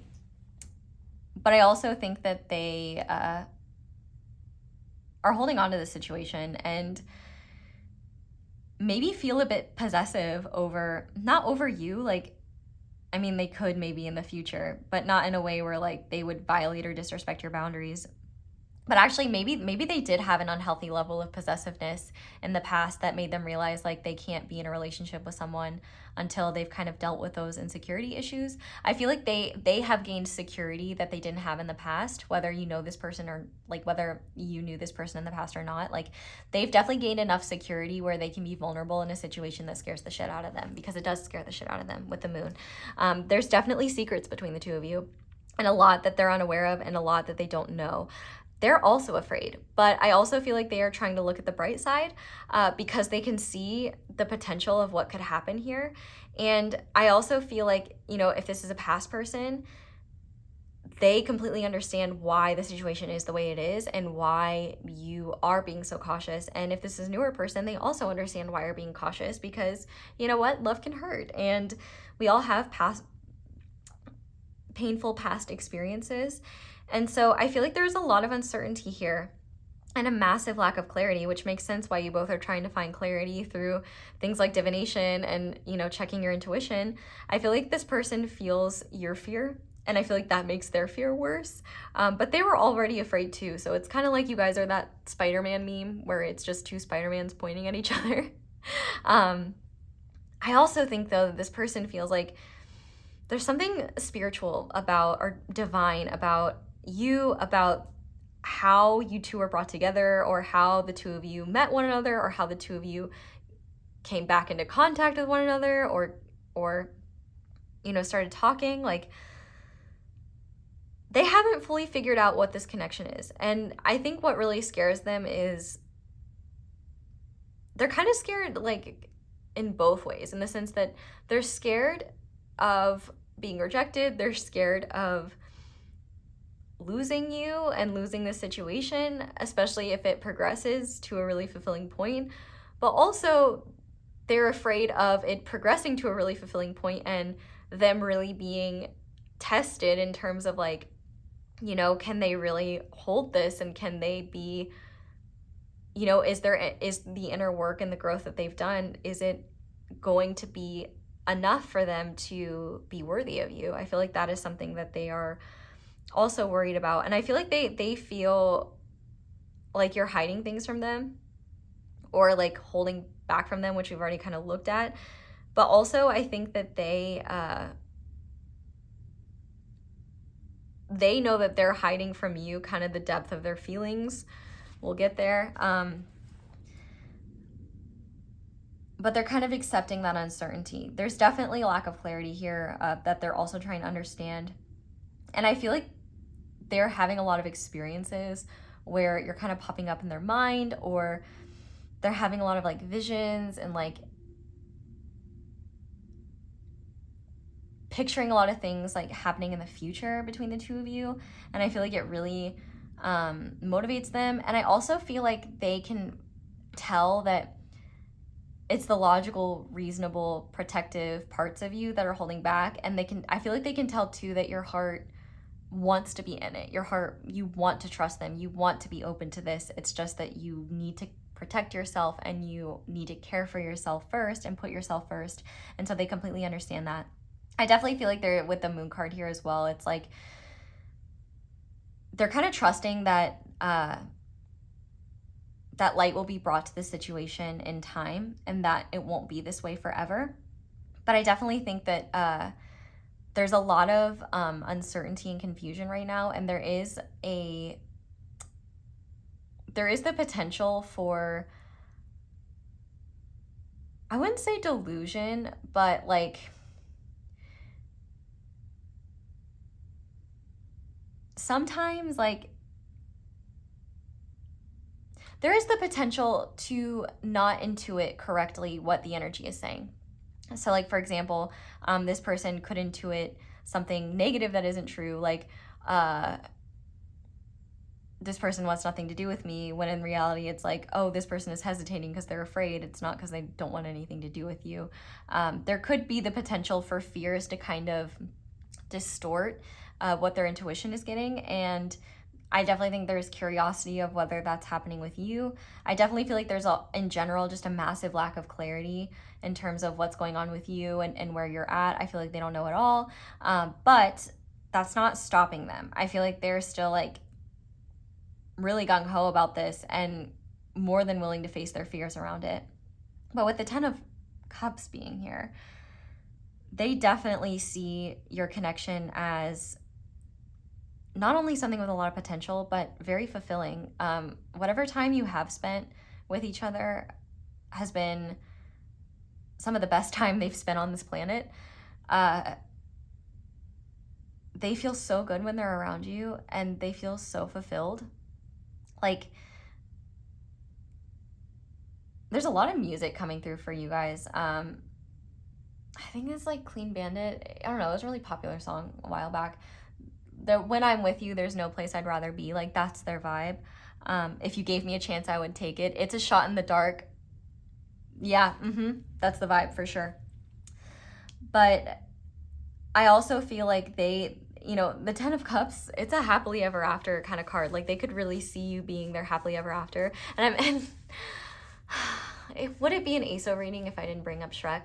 I'm thinking specifically of this scene in the first Shrek movie where, you know, Shrek is opening up to Donkey in front of the full moon and talking about, you know, how people judge them before they know him. And Fiona's listening in on that, and she's like, oh, like very interested. And then later when they're in that like weird windmill or some shit, and Shrek overhears Fiona say like, she was talking to Donkey about her own insecurities about being an ogre, but then Shrek thought she was talking about him and that she didn't want him. Like, that moon energy, like in that 10 of Cups energy, like there's a lot of pressure it feels around this situation, because I feel like both of you really want this to be something more special than it is, but there are truths that you're not confessing, and these truths are not bad truths. They're just vulnerabilities you haven't been ready to reveal. Like, for example, you know, Fiona was afraid to reveal to Shrek that, you know, she would turn into an ogre. And I think, you know, Shrek being rejected by Fiona, it was like one of the most painful things ever, and he had to go back to his swamp. Like, he couldn't even handle it. And so the reason why that came up is because I feel like there is the potential for such fulfillment and happiness here, and I feel like that they see, and that pressure really is making them want to put their best foot forward, want to be their best selves, not want to say or do anything that would cause disapproval. They're very afraid of being criticized or rejected by you. You know, they don't want to hear that they're a big, stupid, ugly ogre. Especially because they just like see you as everything. But these are all misunderstandings that can be clarified. And I think that like one thing that I'm kind of hearing is that if you feel like there could be potential for a lot of happiness with this person too, both of you are allowing the desire for things to work out, and the ability to picture things working out, and like seeing this as like a beautiful thing for your future, fulfilling, satisfying, and the fear of that not happening, the fear of losing it, or the fear of the other person not seeing it the same way, and then you realizing like, oh, your intuition was wrong, or you never were good enough, or blah, blah, blah, blah. All of that, first of all, is bullshit. So put it in the garbage disposal or the trash or whatever, the fireplace, I don't know. It's actually, it's just like you both definitely like each other. I definitely think that maybe your person, if the feelings are imbalanced, it's definitely your person feels more deeply than you do. And I feel like you want to feel more deeply, and you know that you would if you really open yourself up, and that's why you're holding back. But I definitely think that this person really sees like having it all with you, having a future with you. And so it's really worth facing those fears. It's worth, I just heard making the fear their bitch, and really going for this fulfillment. And we see that in this Two of Wands here. They're really ready to kind of see where things go. I feel like they're either making plans to kind of move things forward, or if you haven't talked to them in a little bit, I definitely feel like they'll be reaching out to you. I definitely feel like they're thinking about the future and you in it. Don't take a shot every time I've said in this reading. You will not then have a future. I apologize, I'm not trying to, it's just so much is coming through, and filler words are a part of the human language, so get over it. None of us are perfect. That was kind of aggressive, I'm sorry. Actually, no, I'm not. Two of Wands. I definitely think that they want to date you, they want to see where things go, and they're definitely like, if they're exploring their options, it's only because they want something to soften the blow if you reject them. And if they're exploring their options, it's literally just, oh, well, I don't know if pile 2 is going to want to date me, is going to want to be open to me. So I'm just going to live my life until then. But they're still very much like, there is a reserved seat next to them with your name on it. And like, that is who they're thinking about the future with. If they're seeing or dating anyone else, it's literally just, I hate to say it, but it's like kind of like filler. It's kind of like maybe a bit of satiating a terrified ego to also, you know, maybe soften the blow if you do reject them. But that would only be if you guys aren't in some sort of commitment, which I don't think you are. This doesn't really seem like a committed type of group. It seems like there's definitely the potential there. Your person wants that. It seems like you want that, but you don't know if they really genuinely want that or if they're just saying that. And so I definitely think that this is a situation where your person is just like, we're just going to keep moving towards the future. I'm going to keep facing my fears. I'm going to act on my feelings. I'm going to stay open. I'm going to be patient with pile 2, and I'm going to let them take their time. But, you know, maybe I should be a bit more communicative. And I feel like your person is making plans for that. I feel like they're kind of thinking about like, what is safe to share now? What isn't? You know, what might be too overwhelming? What might be a beautiful opportunity to be vulnerable and share and be open? I definitely feel like they could be planning some sort of thing where you guys would have the opportunity to talk more earnestly. So maybe like a trip or like a hike, or I don't know. I feel like they're really hoping to have like an honest one-on-one conversation with you that really allows them to be more open. But I definitely think more than anything, there's like a lot of desire for you, a lot of feelings for you, and a lot of fear about what might happen, about being rejected.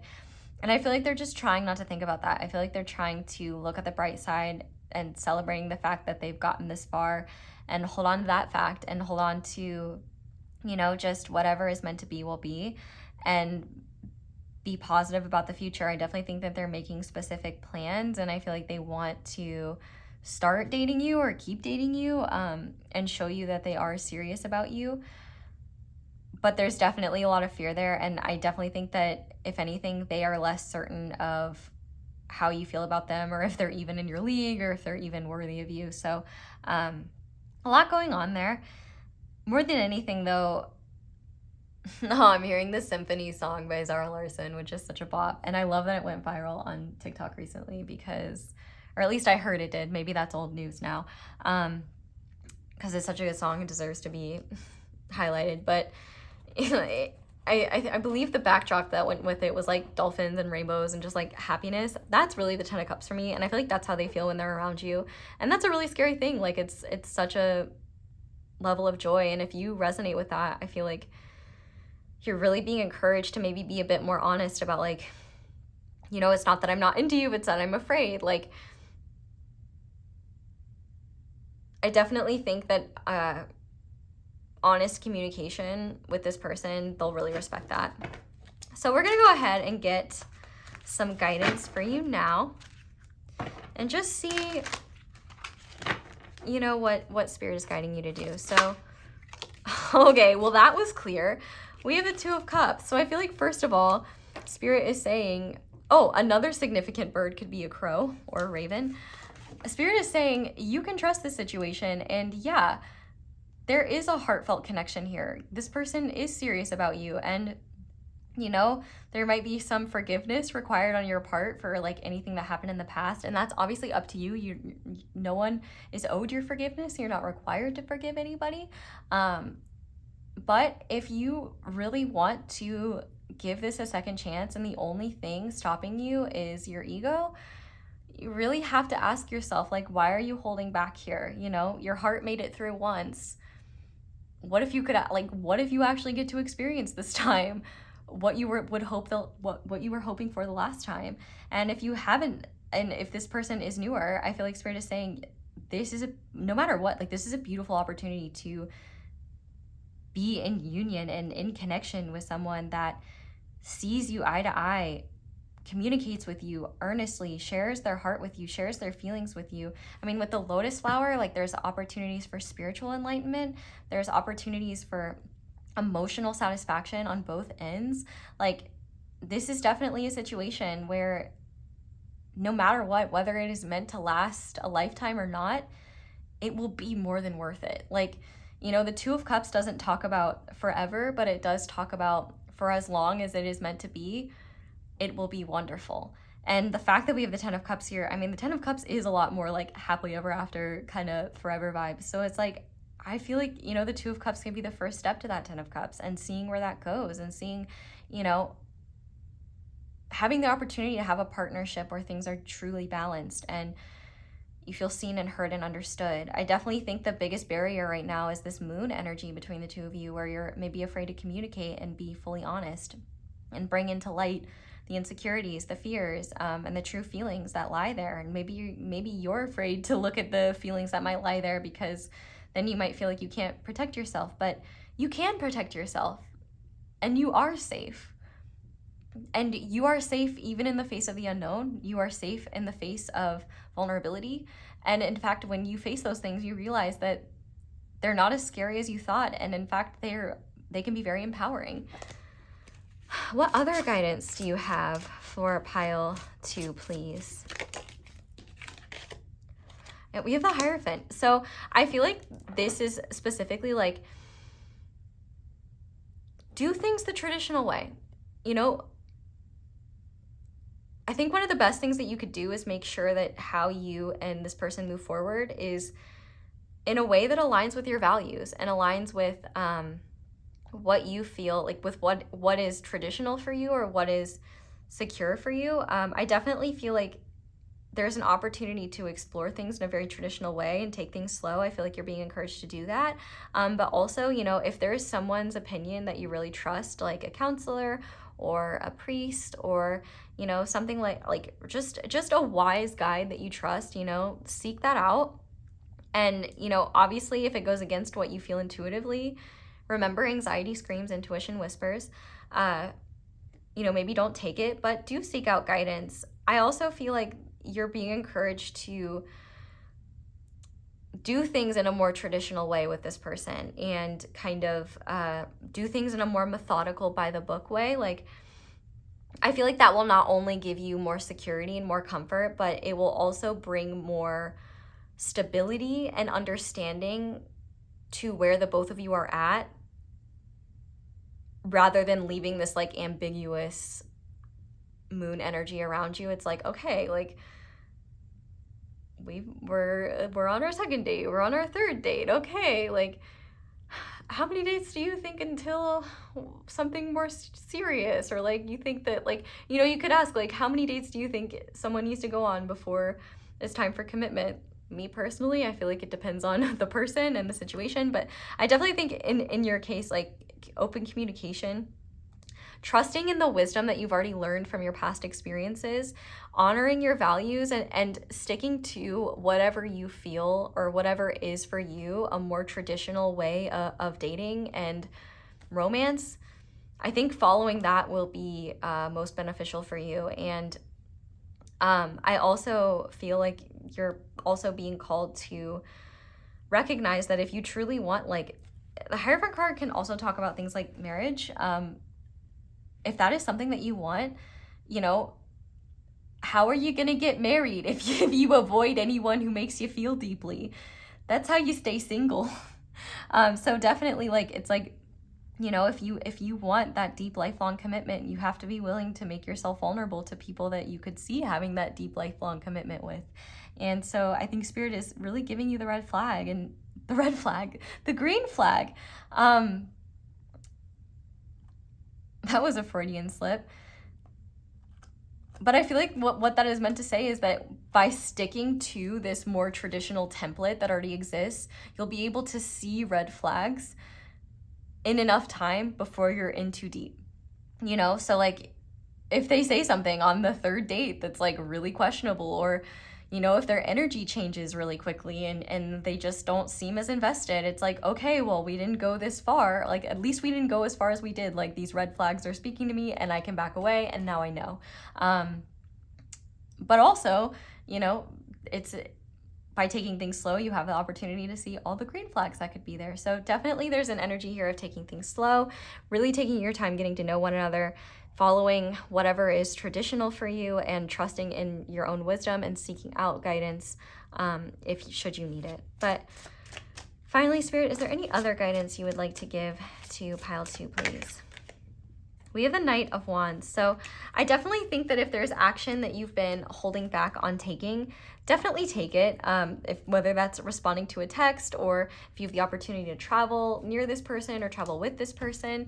If you're trying to, if it's really intense to be around one another, this could be guidance to do something physical. I mean, we're going to talk about physical stuff in the extended, but I meant physical in terms of like going on a walk, or like going axe throwing, or like doing something where your bodies are occupied, so that, you know, you're not too in your heads and you can just really, physical exertion is great for excess mental energy.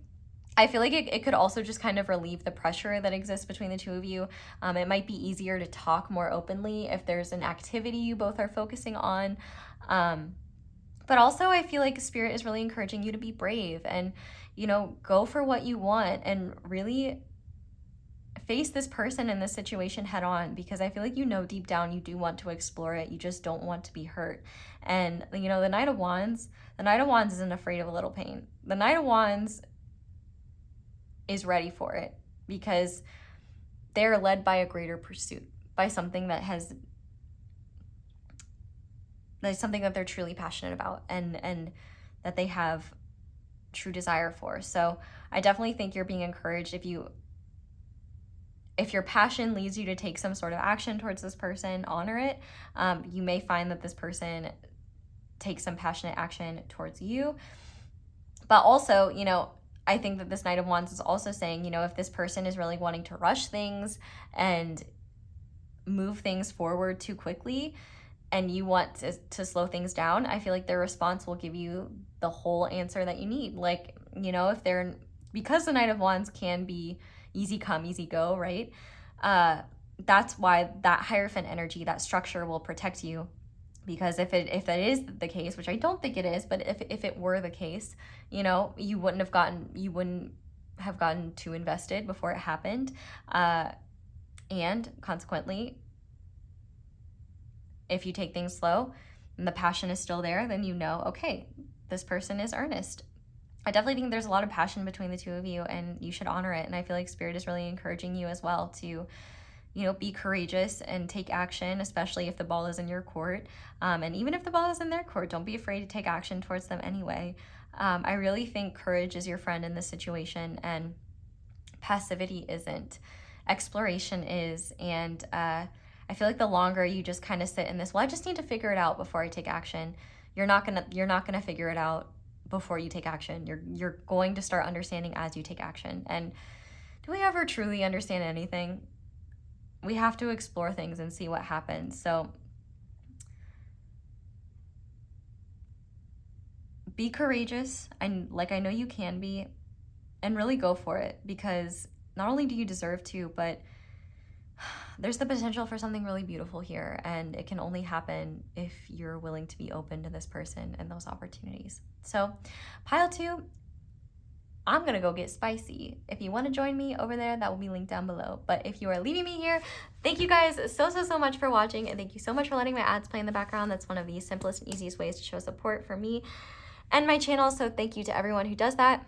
If you'd like to support me in other ways, you can like this video, you can comment down below, let me know how it resonates. You can subscribe if you haven't already and click that little notification bell to be notified whenever I upload a new reading. You can check out my merch, you can check out my social media, you can check out the extended. It's gonna be really good, it's gonna be really juicy. I'm gonna say some nasty stuff. You can check out my candles, especially the mini ones. Be sure to use code ASO10. Yeah, like, comment, subscribe, all that jazz. But that's all I have for you guys. So thank you so much for watching and for letting me read for you. I love you guys so much, and I really hope you enjoyed this reading. I hope you all have a wonderful day or night whenever it is that you're watching this video, and I hope you'll come back and see me again soon. Bye! Hi there, pile 3. Welcome to your reading, and thank you so much for being here. If you guys chose the Santa Muerte Tarot, this is going to be your reading on how your person is currently feeling about you. So if you want a full breakdown of the reading, there is one in the intro. If you have questions about the energy check, definitely check out the intro, because that is where all of the answers are for those questions. So you are going to be on the right, your person is going to be on the left, and the connecting energies are going to be in the middle. If the you part does not resonate, I recommend trying to find a group where the you part resonates. But yeah, okay, so let's start by looking at your energy in this connection. So for that, we have the 6 of Wands, we have Gallows, and we have Conflict. For the connecting energies between the two of you, the energy of the connection, we have Trick or Treat, Mischief and Play. We have Third Harvest. And then for your person's energies towards you in this connection, we have the 7 of Wands. That's interesting. That's never happened before. We have Potion. And we have Hatching.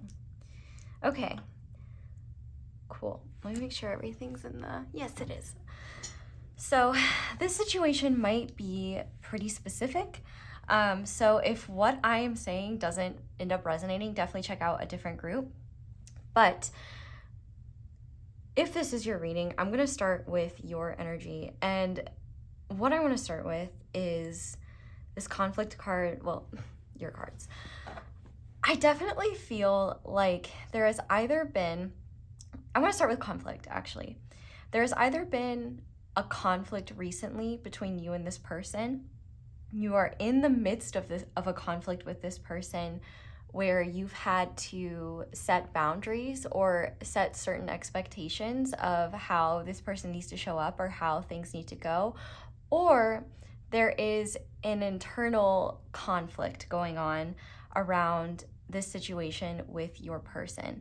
I can definitely see with the 6 of Wands here, you've had some sort of victory in this situation, whether it is successfully telling this person how you feel, successfully setting a boundary or setting a priority when it comes to connecting or relating with this person. And for those of you, I guess, that would not be in contact with this person, I definitely feel like there could be a more prideful energy where it seems like if there was a conflict or fallout between this person, the conflict or fallout concerned something that you were unwilling to negotiate with, either because it broke a boundary or it disrespected you in some way or it didn't fulfill your needs, or there was just something that wasn't working and that was like a non-negotiable for you, where it's like, okay, if we're going to be in a connection or in a relationship or whatever, you know, I expect XYZ, or, you know, this is a boundary that I will not go back on. And, you know, maybe this person wasn't able to uphold that at the time. And so, you know, that could have been painful, that could have been hard for you, but, you know, you may have this like attitude of, you know, I'm not going to come crawling back to them, or I'm not going to approach them or address them like, you know, it's really on them if this situation wants to change, even though I do see a lot of value and you may even kind of miss this connection. But it definitely seems like if this person is not in your life, there may be this energy of being a little bit too prideful to admit that to this person or get back into their orbit, especially because you may have no idea whether they've even taken, you know, those boundaries or those desires to heart. So if they are in your life, I can definitely see that you've had some sort of success here where, you know, for example, if you're a people pleaser or someone who has a hard time setting boundaries or setting expectations, it seems like whatever expectations or boundaries you set, your person heard and they understood and validated. If you had some sort of conflict with them, it seems like you came out of this conflict on top, like your person saw that you had a point and they understood that. And if you're in the midst of this conflict and you're still kind of working through it, I feel like if a conflict is still happening, the only thing that's waiting to happen is resolution, or if not resolution, follow through on your person's end of whether they're actually going to act on what they said they would, or act on those boundaries, uphold and adhere to those boundaries. So it seems like no matter what, you're kind of in this energy of a standstill and kind of feeling like there's a trial happening right now.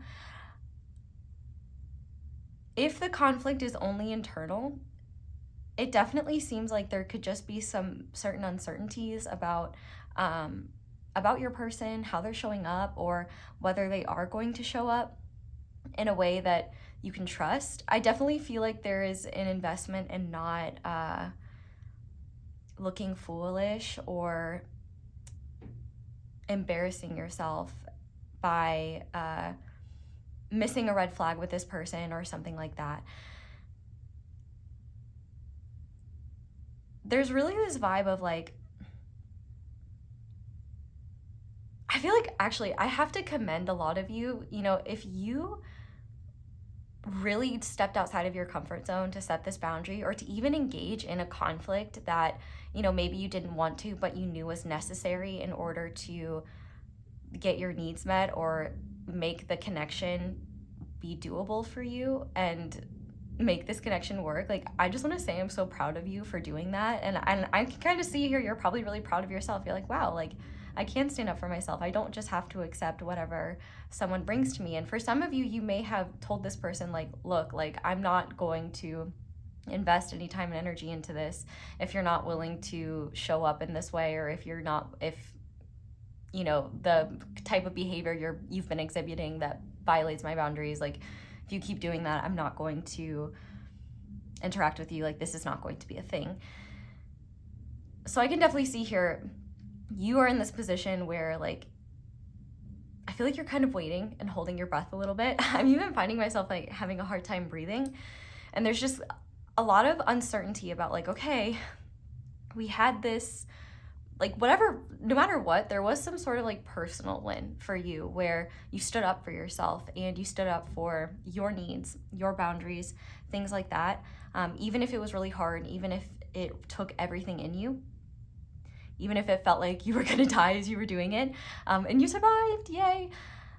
But also I feel like you could be having some sort of personal success as well that is helping with your confidence. So if that's the case, congratulations. Feel free to share what that is. Would be happy to hype you up. I'm sure others would be as well.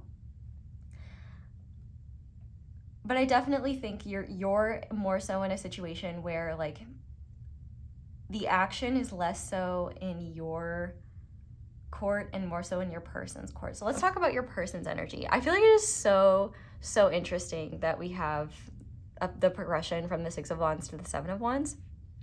So I definitely feel like your person is wanting to rise to the challenge. They heard you. They understood. And for a lot of you, especially if this person is in your life, they do intend to act on and change in the ways that, you know, this conflict brought about to them.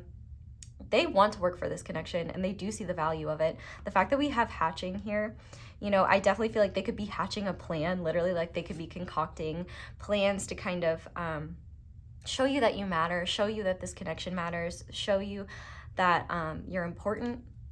They may be a little bit hush-hush about it, and they may be kind of like wanting to keep it a surprise.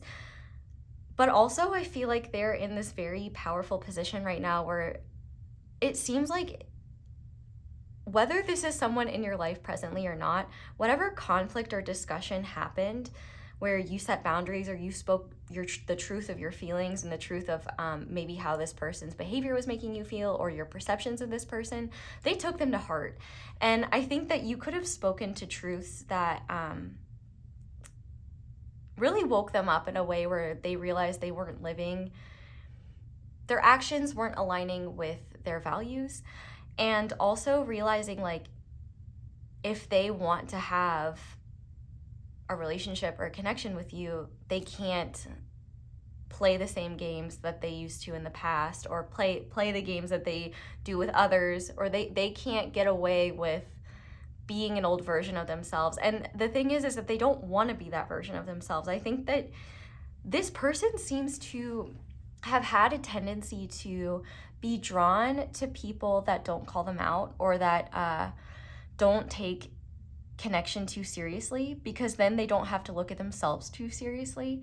And I feel like your connection is the first, or one of the first connections that this person has ever felt like is worth fighting for and worth growing for and evolving as a person for. It's like, if there were any connections like that in the past, I think they were either too immature to actually want to grow and evolve, or whatever went down, you know, they let go and moved on. You know, it was something that I definitely think that this is the first connection that they've had where they've chosen to step up, and something greater than themselves has been the catalyst of that. And I feel like your person definitely has been a little bit humbled by whatever went down between the two of you, whether it was in the past or currently.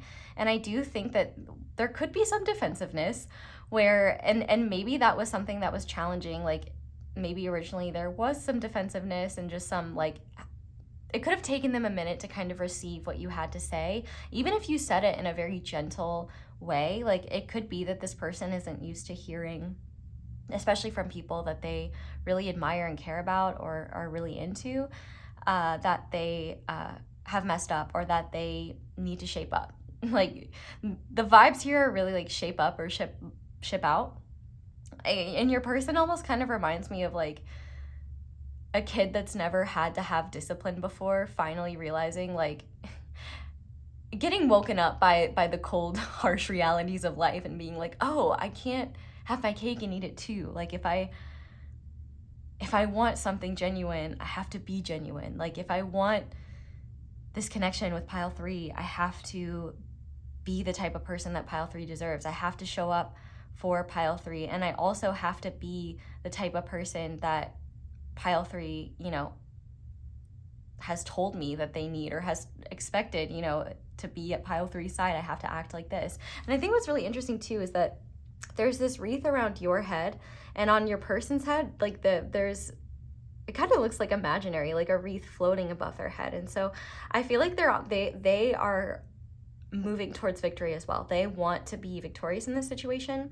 And so I feel like they're getting creative and hatching ideas and taking time to integrate what was said and integrate the truths that they have had to hear, integrate, you know, their ideas about the new person that they are becoming.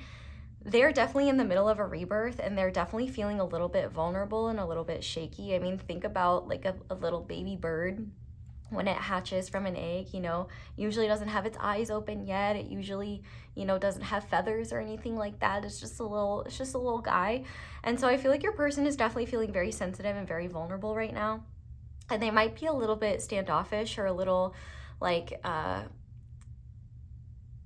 little less communicative, because they're definitely like working on themselves right now, and working on themselves in powerful ways. And also not wanting to mess up in the meantime before they start enacting these plans. And I feel like there are still plans that they are figuring out, but also they are just kind of in this process of rebirth right now where they're realizing, like, not only is it possible for them to be the type of person that you need them to be, or that like they need to be in order to be in connection with you, they want to be that person. It's not like they are changing to be something that they're not. It's really, it seems like your presence has been, I'm seeing that gif of Judge Judy where she's like tapping her watch and just being like, come on.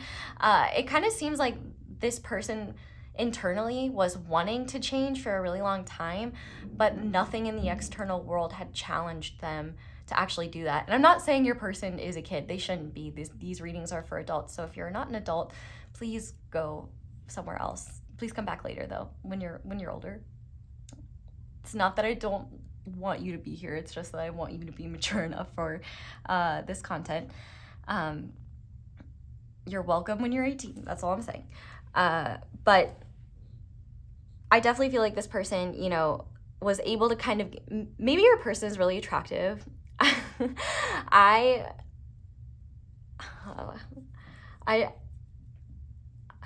talk about it? I'm gonna. If you've ever seen Vanderpump Rules, I've only seen like one of the early seasons because it stresses me out and I can't do it. But there's a specific person on there that he's very, very attractive. And because of that, he gets away with literally everything. He's so manipulative and immature. And just like, honestly, like every time he's on screen, like I just wanted to like claw my own skin off because I was just like rolling my eyes of like, oh, like nobody challenges this guy. Nobody calls him out. Like he's so full of shit. And it's like so annoying. Like it is so annoying to see people just be like, oh, handsome guy, I'm not gonna challenge him. Like, challenge him. He's an asshole. Anyway, okay. I'm not saying that your person is necessarily an asshole. Hopefully they're not like the person I'm thinking of. Points if you guess who it is. But I mean, I guess honestly, it could be a lot of people on that show. Or just reality TV in general. But, you know, there is that effect of certain people not being challenged because people are attracted to them or something like that. And so it could have been extra hard for you to challenge this person and call out this person because maybe no one had done that before. And I feel like that's definitely given them extra respect for you. But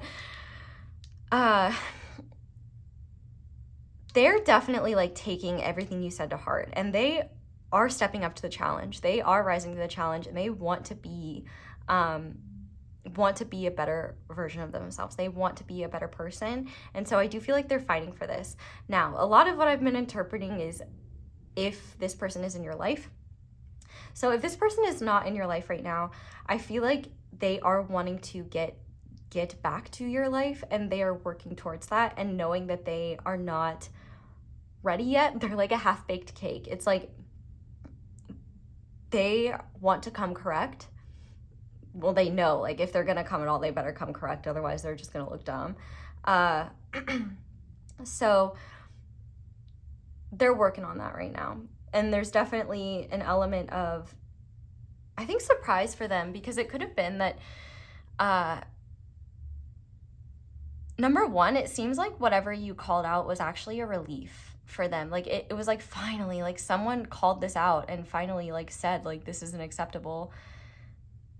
I feel like they were almost tired of getting away with whatever they were getting away with, or whatever they were doing. Like, they could have been aware of the behavior, but it's just like, because there wasn't anyone or anything challenging them to stop, it was like they just kept doing it anyway, which honestly, like, makes sense. Like, if you think about it in a lot of different ways, like, if you're the type of person to procrastinate, like, if you're anything like me, like, it's hard for me to get shit done unless I have a fire under my ass. And so I feel like you lit a fire under this person's ass and helped wake them up. And so I feel like if this person is not in your life right now, I do feel like they are watching you, like, over social media, or, you know, hearing about you or seeing you in some way. I don't know if you, like, run in the same circles or something like that. But it definitely seems like you're very visible and they can see you, and that is something that that's something that they're using as motivation. And there might even be a little bit of, like, jealousy if there are other people around you, or if they're thinking like, oh, like, who's pile 3 hanging out with, like, what's going on. But here's the really important thing. The connecting energy between the two of you. There is a very, very fun energy, playful energy between the two of you. I definitely feel like both of your inner children come out during this connection, like when you're connecting with each other. And the fact that we have third harvest here, that shows me that there's a lot of abundance in this connection. Like, there's a lot of joy, there's a lot of fun, but there could also be a lot of tension, a lot of intensity, and a lot of opportunities for the both of you to grow, and for the both of you to see yourselves in new lights that, you know, may be empowering or may be confronting and potentially uncomfortable. But even when you see something that's confronting or potentially uncomfortable, it's pushing you both to grow. And I can already see how that energy is working, because it pushed you to stand up for yourself. It pushed you to set boundaries, and it pushed your person to be like, okay, not everything in this world will come easily to me. And maybe that's something that this person has experienced too, or like where they haven't had to work for a lot of things, and a lot of things have just come to them naturally. And you're not one of those things. Like, they are realizing like, okay, like, I have to grow as a person. And I think they're realizing too that they like that. They like being challenged. They like growing. And it's honestly a huge relief for them to be letting go of very outdated versions of themselves that they know that they don't need to be. I definitely feel like between the two of you, there is a little bit of distrust, because I do think that, you know, maybe both of you, well, number one, have feelings for each other and are into each other.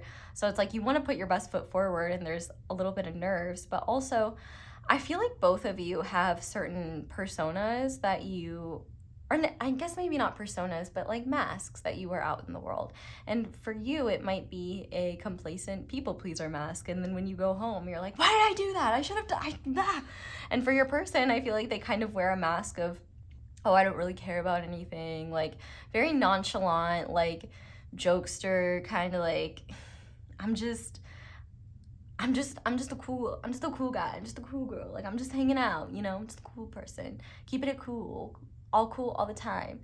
And so I feel like the pressure to kind of maintain those personas or masks in your connection with one another is something that you naturally did or do, but the connection cannot run on inauthenticity. And so I feel like what happens is there are instances or situations that are either created by these behaviors and by these like behaviors that you have, like when you're masking around each other, that like kind of blow up in your face and make you realize, like, they kind of blow the mask off, and it's like, oh, okay, this isn't the truth. Like, this is definitely the type of relationship and connection where masks are off and you see one another for who you truly are. And it's not always easy, but I think that's what makes this connection so powerful, is the fact that you see each other and yourselves as you genuinely are, and it's not necessarily natural. It's something that happens through intense or maybe potentially unwanted experiences, but they lead to more growth and they lead to more closeness. And so I'm hearing that song, it's like, you're the best around, nothing's ever gonna keep me down. I feel like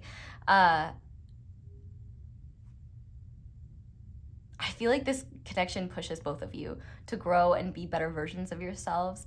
And I feel like as these masks come off, it just brings you both closer together. And then you realize, like, oh, it is okay for me to be myself. Oh, it is okay for me to set boundaries. Oh, it is okay for me to actually try and admit that I was wrong, and admit that, like, I could do more and that I could grow more as a person. I definitely feel like no matter what, both of you do feel passionately about each other, but you also are passionate about your cause. And your cause in this case is, I'm not going to go back on what I said. I'm not going to accept anything less than what I expected and what we discussed. And for your person, it is, I'm not going to step down from this challenge. I'm going to rise above it. I'm going to face it head on. But I also want to face it head on with in the comfort and safety of not in my person's view, so that like if I fumble, if I flop, if I make a mistake, then at least, you know, it won't have detrimental consequences to the connection. I feel like that's what your person is really afraid of. It's almost like they are wanting to practice in private or grow in private so that they can, so that they don't fumble in front of you. But I do feel like if they are in your life right now, like they're definitely keeping their plans and their growth a little hush hush. And if you're communicating, like I definitely feel like their communication may be less detailed or less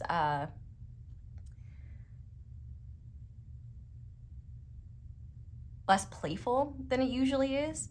And that's because your person is taking things really seriously right now. And also a lot of their time and energy is being directed towards themselves and the growth that they are needing to make and the plans that they are in fact hatching.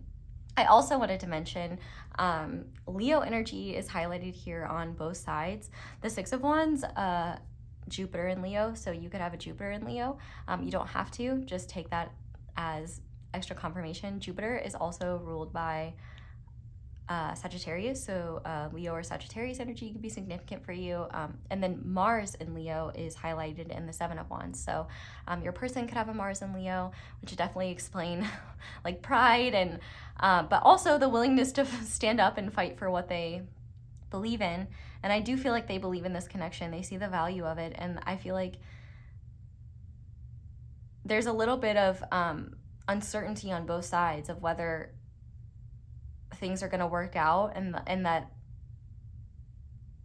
you know, this person is going to rise to the occasion and that you're going to accept them, that you're going to be open to them. Like, and I think for you as well, there's definitely some uncertainty around like, you know, are they actually going to change, or are they actually going to step up to the plate, or is this just them telling me what I want to hear, or, you know, are they ever going to show up again, or are they ever going to show up again, or were they too offended by what I said? Like, I can definitely see here there's some uncertainty, but both of you are passionate and invested in this connection. And so for your person, with Mars being there as well, Aries energy could be significant, or Scorpio energy, because before Pluto existed, Scorpio was also ruled by Mars.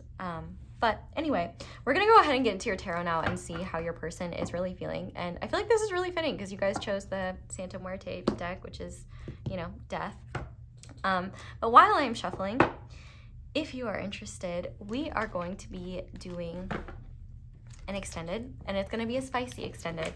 So the whole thing is spicy, except for the channel messages at the end. And we're gonna be looking at things like, what about you turns them on? If you've ever been physically intimate with them before, how would they describe it? And if you haven't, what do they think it would be like? We're gonna look at like fantasies that they have about you. We're also gonna look at things like how physical intimacy with them shapes or influences the connection, or how it will. And we'll look at what they love about being intimate with you, or will love. And so far the readings have been really fun. We've gotten pretty dirty and I've loved them. So if you want to check that out, that'll be linked down below. I definitely think it's worth it. If you want to check out Spice Town, ASO Hub, I've been calling it a lot of different things. But if not, that's totally okay. Just grateful you're here. And if you do want to support me, thank you for just leaving a little like, or a comment, or a subscribble. All of that is super helpful. Letting the ads play while you do something else. Definitely don't watch them. Don't waste your time doing that. You could be doing anything else, but just letting them play, you know? Super helpful. Thank you to everyone who does that. These cards are so hard to shuffle. I'm so tough and so brave for shuffling these cards. I'm also sacrificing a lot, you know? Sacrificing a paper cut, and it hurts. I'm outside of my comfort zone for that. Okay, just being silly. But so we're gonna go ahead and see how is this person feeling about you and go deeper into this. But I'm also leaving it open, like if anything else wants to come through, like thoughts or energies or intentions, we're gonna let that happen. So pile 3's person, the Seven of Wands person, how are they currently feeling about pile 3? What's their energy, intentions, thoughts about towards pile 3? We have the Nine of Pentacles. We have the Seven of Pentacles. We have the Two of Pentacles.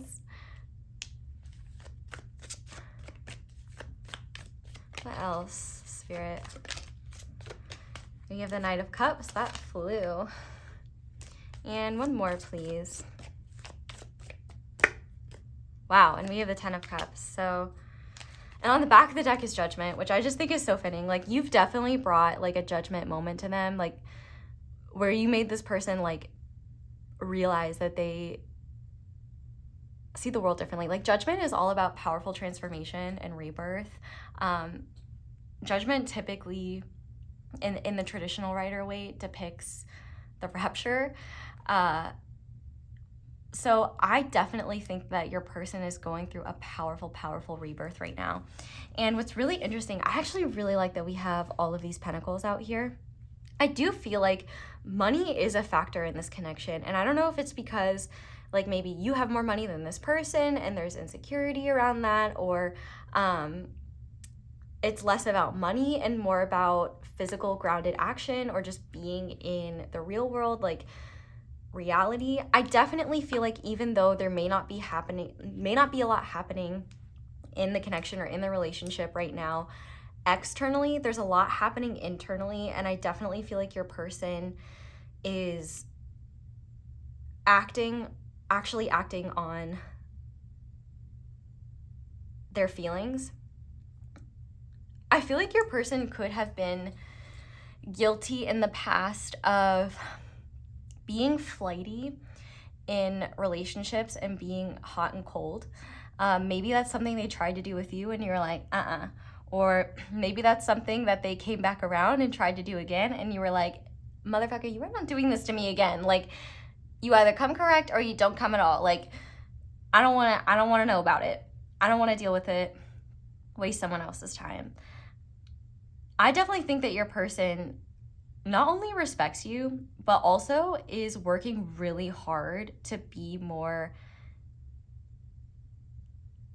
abundant financially, independent, and literally put their money where their mouth is. With the Seven of Pentacles, they've already planted seeds and there's a lot of growth happening. And I do feel like with this Nine of Pentacles, I think that's partially how they see you. Like, standing in your own power, independent, you could be well off or just abundant, and they could see you as such. And they could also see that, like, any action that would be coming from your end, like, is not going to happen. Like, they have to be the one to move things forward. Like, the ball is kind of in their court. And with the Seven of Pentacles here, I feel like they're trying their best to be really patient with themselves and patient with the plans that they're creating and figuring out. It's quite possible that they're making plans that require them to have more finances in order to make them happen. Like, for example, let's say this is like a long distance situation, or this person really wants to be in the same place as you, but they know they have to save up to be able to afford to move, or they have to make sure they have a job lined up. They have to make sure that they are able to actually invest that time and energy. And it could also be as well that, like, maybe they've been unable to invest time and energy into you because they've been investing so much time and energy into their finances or into themselves. But I feel like you're a great motivator for that. This Two of Pentacles is, like, actually one of my favorites, because typically the Two of Pentacles is just one person juggling two pentacles. And this is such an intimate Two of Pentacles. And I feel like I just kind of realized too, this could be really representing, like, you and your person, where you are like, okay, I'm standing in my power, being an abundant bad bitch. Bad bitch is gender neutral. Doesn't matter who you are a bad bitch. Affirm it, comment it, let me know you're a bad bitch. And kind of waiting and being patient and seeing, like, okay, like, I've set the boundary, I planted the seeds, like, are they gonna show up?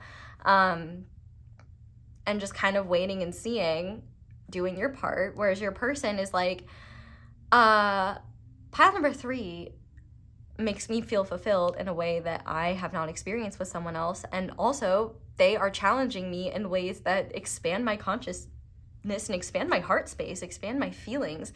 And with this Nine of Cups here, they're definitely feeling very romantic towards you. And I wonder, like, if in the past this person has had, like, experiences of being kind of a serial romantic or like a serial monogamist, where they would like be in a relationship for a little while and then end it, or they would just kind of like follow their feelings, and they could feel quite intensely and then fall in too deep too quickly and then realize they don't feel as strongly as they do, and then kind of back out and leave people hurt. And so maybe that's kind of why they play this, like they keep their cool and play up this I'm too cool for emotions persona, because they have actually so much deep emotion. And I feel like the deep emotion that they have for you, they realize like is not fickle. It is something that's deep, and it is something that's true, and it is something that they want to explore further. Like they want fulfillment in the situation. Like you are like, you definitely check all the boxes in terms of like someone they want to grow with, someone they want to have in their life. And I feel like they know it is kind of up to them to take action and balance things out. But there's this process of transformation that I think you both are going through, especially if you've known this person for a while. I think that they are actually very happy that you stood up for yourself. And I think it actually made them feel even stronger for you in doing that, because they realized like, not only do you have like a backbone, but like boundaries are hot, and they found that very hot and very attractive. And you know what's funny is like, I'm saying that it's hot, but they have very like sentimental and sweet feelings for you as well, very deep feelings. And I think that they also have like, they definitely want to explore their romantic side with you. And I feel like some of the romantic things they want to do, they need to have enough coin in order to do that. And so that is definitely something that they're focusing on. But also, like, they're definitely, I love that this Knight of Cups came out right on top of their cards, because they're definitely planning on taking romantic action towards you.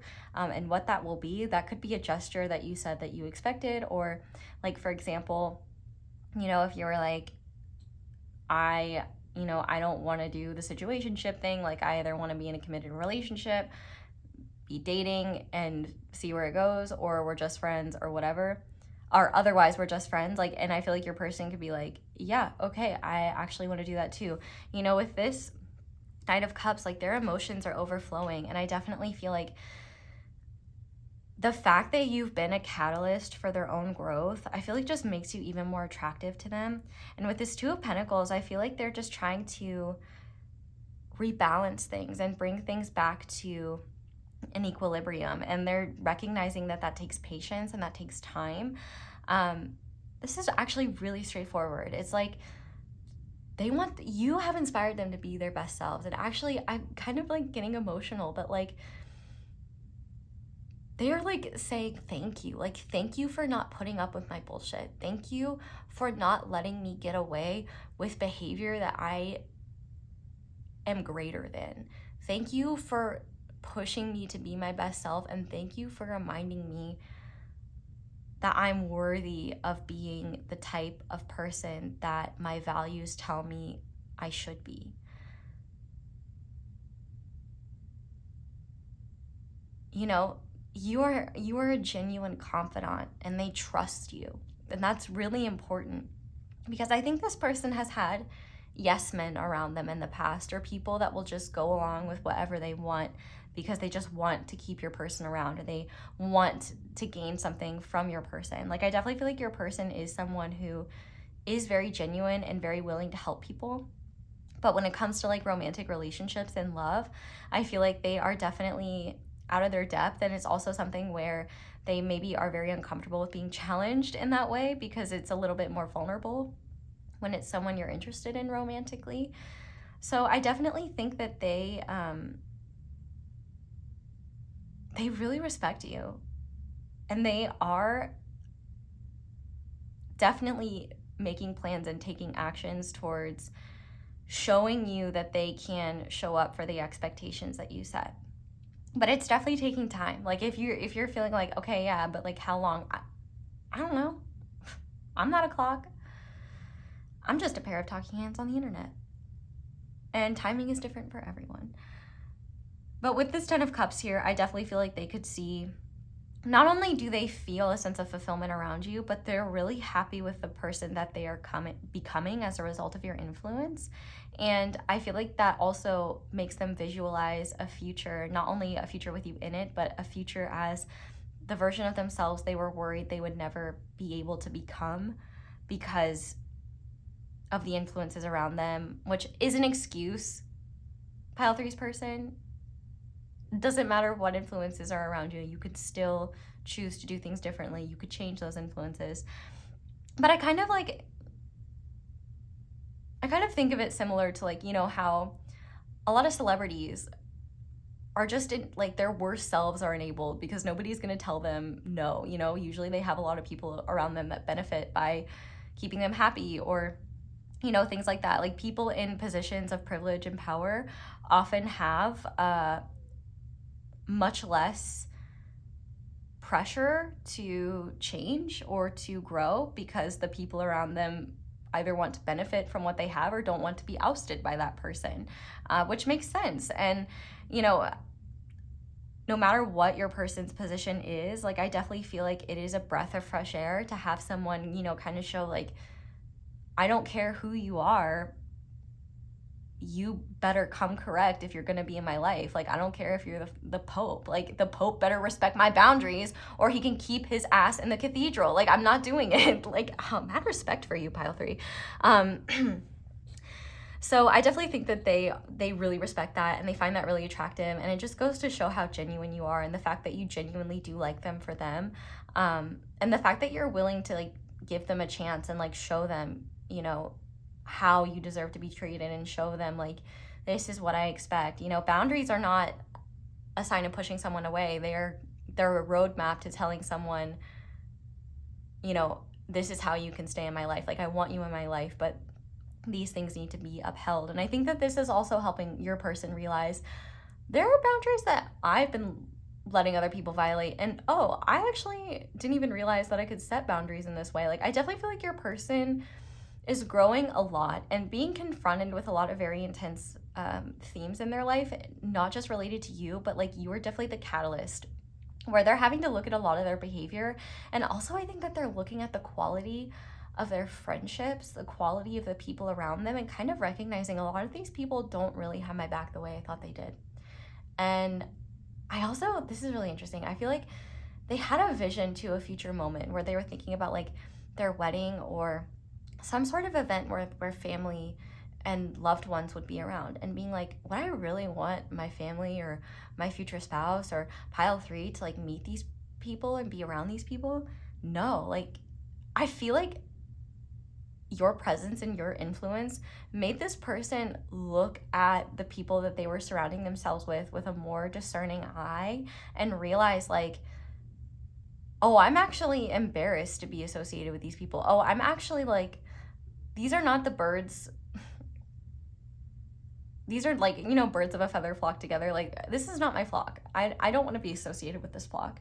And so I feel like they're definitely walking away from a lot right now, and really, and that might be challenging. Like, they might have people getting really upset about the boundaries that they're setting, or, like, if your person has kind of retreated from you, they're retreating from everyone, and they might be really, like, kind of going through it right now because it might be painful to let go of some of these let go of some of these relationships. I'm not just saying, like, romantic relationships, I'm saying, like, friendships, shit like that. It might be really hard for them to let go of that because they may have sentimental feelings towards these friends, or, you know, they may genuinely care about them, but then also realize, like,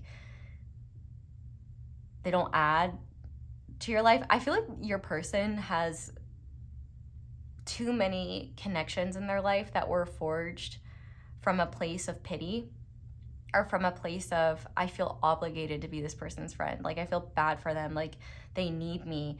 And I feel like what your person is realizing, like, no, these people don't actually need me. I'm just enabling them to not step up for themselves. It's actually really interesting. It's like you are putting pressure on this person to grow in the ways that you know that they need to. And as a result, this person is realizing how they're enabling other people to not grow as well, and realize, like, oh, I'm enabling this poor behavior and, like, this behavior that's draining me. Like, I can set boundaries with it, and I'm not a jerk for doing that. Like, there's just a lot of expansion and growth here and a lot of power happening. And I feel like both of you are growing in powerful ways individually that is bringing you closer together. And how it brings you together, I think is unique for all of you. But I definitely feel like the ball is more so in your person's court for how they show up. And I will stress that, like, I do feel like patience is needed in this situation because, you know, growth doesn't necessarily happen overnight. And to be fair, I do feel like your person may prolong things longer than necessary just because they may be afraid of messing up, or they may be afraid of just like not being fully ready and then not being given a chance or something like that. It's like they don't want to come in prematurely and then make you think that they're not taking things seriously or that they're not taking you seriously, or they don't want to show that they heard what you said in minor ways. They want to show you that they heard what you said in very impactful and powerful ways. And so I definitely feel like your person is a very big dreamer, big visionary. And I do feel like that's an infectious aspect of their energy. But because so many things have come to them so easily, it's like you're giving them the grit that they need to actually create even more of their dreams and become even more of the person that they wanted to be. And so there's just a lot of respect and a lot of love for you. And I definitely feel like this person is wanting to become their best self, and you are a massive motivator in that. And I feel like what's more important than anything, though, is that you're not the only reason why they're doing that. They want that for themselves too. And I feel like they needed you to unlock that awareness within them and be the mirror that they needed to look in and realize, like, who I am acting as is not me. And pile 3, they are reflecting back to me the person that I've always wanted to be, the person that I know I can be, that I've never really tried to push myself to be. And I feel like there could be some anger and frustration with that initially, but so much gratitude as well. Like, I don't see any anger or frustration with that in these cards or here now. There could have been in the past. If there was, like, that's definitely not the case anymore. And that's been replaced with gratitude for sure. But there's definitely this little, like, element of, like, it hurts sometimes. Like, it hurts their ego, or it hurts, you know, them sometimes to just kind of see, like, the reality of a situation, you know? So yeah, okay, let's go ahead and get your guidance now and just kind of see what Spirit wants you to know. So I'm not getting, like, any specific guidance questions I want to ask. Okay, there is one specific question I want to ask, and that question that I want to ask is, how will you know that this person is coming correct and they've truly taken what you've said to heart and they mean it? So, Spirit, how will pile 3 know that their person is coming correct? Well, that couldn't be clearer. Significant change that, well, the Tower, the change will be quite evident. And how you will know is, number 1, you will feel it, but also they will be treating you in a way where you feel prized and valued and cared for. With this Queen of Pentacles here, they will be showing up the way that you expected. It's, how will you know? You will know because it's like they literally will do it. They will show up in that way. I mean, the Tower is significant change. And with the Queen of Pentacles here, I feel like they're showing up in a way that is committed and grounded and realistic, but also, like, that the drastic change is evident. And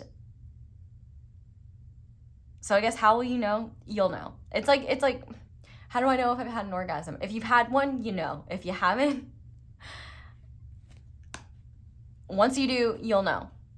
And I think I've never had a child before, but I feel like I've heard, you know, people that have had children say that, like, they're like, oh, how will I know, like, once the contractions start, or like that the baby's coming? And then they've said, like, oh, I knew once it was happening. So that's kind of, those are like examples that I can think of where it's just like, it is so clear and it is so present, you will know. So if it's not happening, if you're questioning, if you're uncertain, it hasn't happened yet, because you'll know when it does. But what other guidance do you have for pile 3, Spirit? Oh, I love this. Okay, with the Empress, this is definitely encouragement for you to continue building yourself up, continue doing that self-care, continue doing things that make you feel like the god or goddess that you are, or gender neutral deity, and really take the time to be present with yourself and honor just the fact that you've set these boundaries and that you've set these expectations, but also, you know, use this abundance of energy to focus on creative endeavors and focus on doing things that just make you feel good. This is kind of less so related to the connection, but it also is, because it just makes your energy even more attractive. But also when it comes to timing, the Empress is pretty powerful when it comes to timing, because the Empress says that things are happening naturally, and that, you know, you have to kind of follow the cycles of nature. Not necessarily literally, but the cycles of nature within this connection. So I do feel like this connection currently is in kind of a yin cycle, where you both are taking less action towards each other, or, you know, maybe not taking action towards each other at all, but there's a lot happening individually for the both of you, and there's a lot happening underneath the surface that is leading to new growth and a bountiful harvest between the two of you. I definitely think that you're being encouraged to kind of take it slow, and trust and be open to receiving, and like hold on to what you want to receive, because that, you've already planted those seeds, and that is what you will be receiving. You just have to stay in the position to receive. You know, in the traditional Empress card, she's sitting down in nature looking completely miraculous, beautiful, and unbothered, and that is your vibe. Like, you don't have to do, you just have to be, and just keep making that vibe even better. Keep adding to it. Keep doing what you're doing, and then some if you want to add more. But just one of the best things that you can do energetically is affirm your worth and know that what you are meant to receive is coming to you. And even if it weren't this person that were able to rise to the challenge and give that to you, someone else will. Like, no matter what you desire, what your expectations are, they are coming to you. But it's kind of like Spirit is saying, like, all you need to do is sit there and look pretty and do what you need to do. Maybe not look pretty in a literal sense. I mean, like, you can, but just like feel pretty, feel attractive, feel good. Like, this is definitely a time for you to really nourish yourself and focus on your own self-care. And just focus on making yourself feel even more worthy and build yourself up even further, so that you continue to get what you want out of life, and you continue to receive from others what you expect, and receive from the universe what you expect. And I also think there is a message here about abundance as well. Like, abundance is definitely a theme in your reading, and I feel like you're attracting a lot of abundance right now, and you could even be attracting like way more, actually. So I feel like, okay, Britney Spears, you better be asking the universe to give you more, because you deserve more, and I think that you can have more if you want it. And I feel like the universe is just really asking you to recognize just how precious, special, and beautiful you are, and the fact that you deserve wonderful things, and you don't deserve to settle for less than what you truly desire, and you are allowed. And also there is a message here too, that because this energy is so attractive, you will have people that will want to take up space, that will want to be a part of your life, that you will have to say no to. So get comfortable with the word no, because you will be saying no to people, and you will be saying no to what you don't want and what doesn't have room in your life. And you don't have to feel bad about that.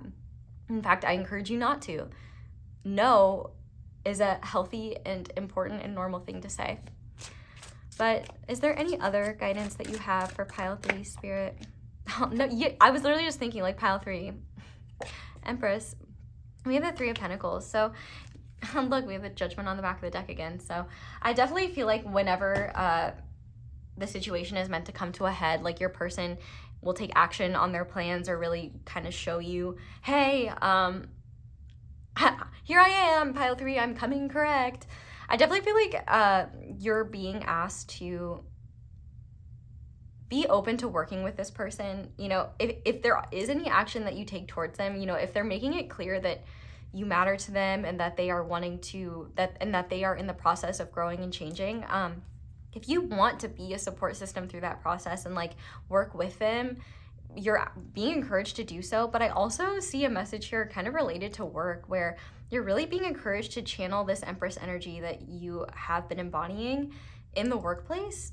It seems like you just really have opportunities to shine in all areas of life and show the world what you're made of and what you deserve. And I feel like with this 3 of Pentacles here, you're just being encouraged to continue working on yourself and continue growing. Like, you're already doing amazing, sweetie. Like, and just study the course. And, you know, if you need some help or need some support, feel free to ask for that. You don't have to do it all alone. But yeah, there's not a whole lot that needs to be done on your end. There's just building and adding and making things extra. So yeah, the only thing I guess I can say is just be patient with this person in this situation. Actions definitely speak louder than words. And if this person is really acting on the changes that they said that they will make or that they promised to make or that they have to make in order to be in your life, you will see it clearly when it happens. So pile 3, I'm headed over to Spice Town, so if you want to join me over there, that'll be linked down below. But if you were leaving me here, thank you guys so much for watching. Thank you so much for letting my ads play in the background. That, like I said, that's one of the simplest and easiest ways to show support and appreciation for my channel, so thank you to everyone who does that. If you'd like to do that in other ways, you can like this video, comment down below, let me know how it resonates. You can subscribe if you haven't already. Be sure to click that little notification bell. You can check out my merch. You can check out my candles. We have mini candles out. Feel free to check those out. You can check my social media or other videos, or yeah, the extended. I highly recommend the extended. I really love this one. It's been really fun so far, but totally cool if not. Just grateful you're here. So that's all I have for you guys. Thank you so much for watching and for letting me read for you. I really hope this reading resonated and brought you clarity. I hope you all have a wonderful day or night whenever it is that you're watching this video, and I hope you'll come back and see me again soon. Bye! Hi there, pile 4. Welcome to your reading, and thank you so much for being here. If you guys chose the Nightmare Before Christmas Tarot, this is going to be your reading on how the person you are asking about is currently feeling about you.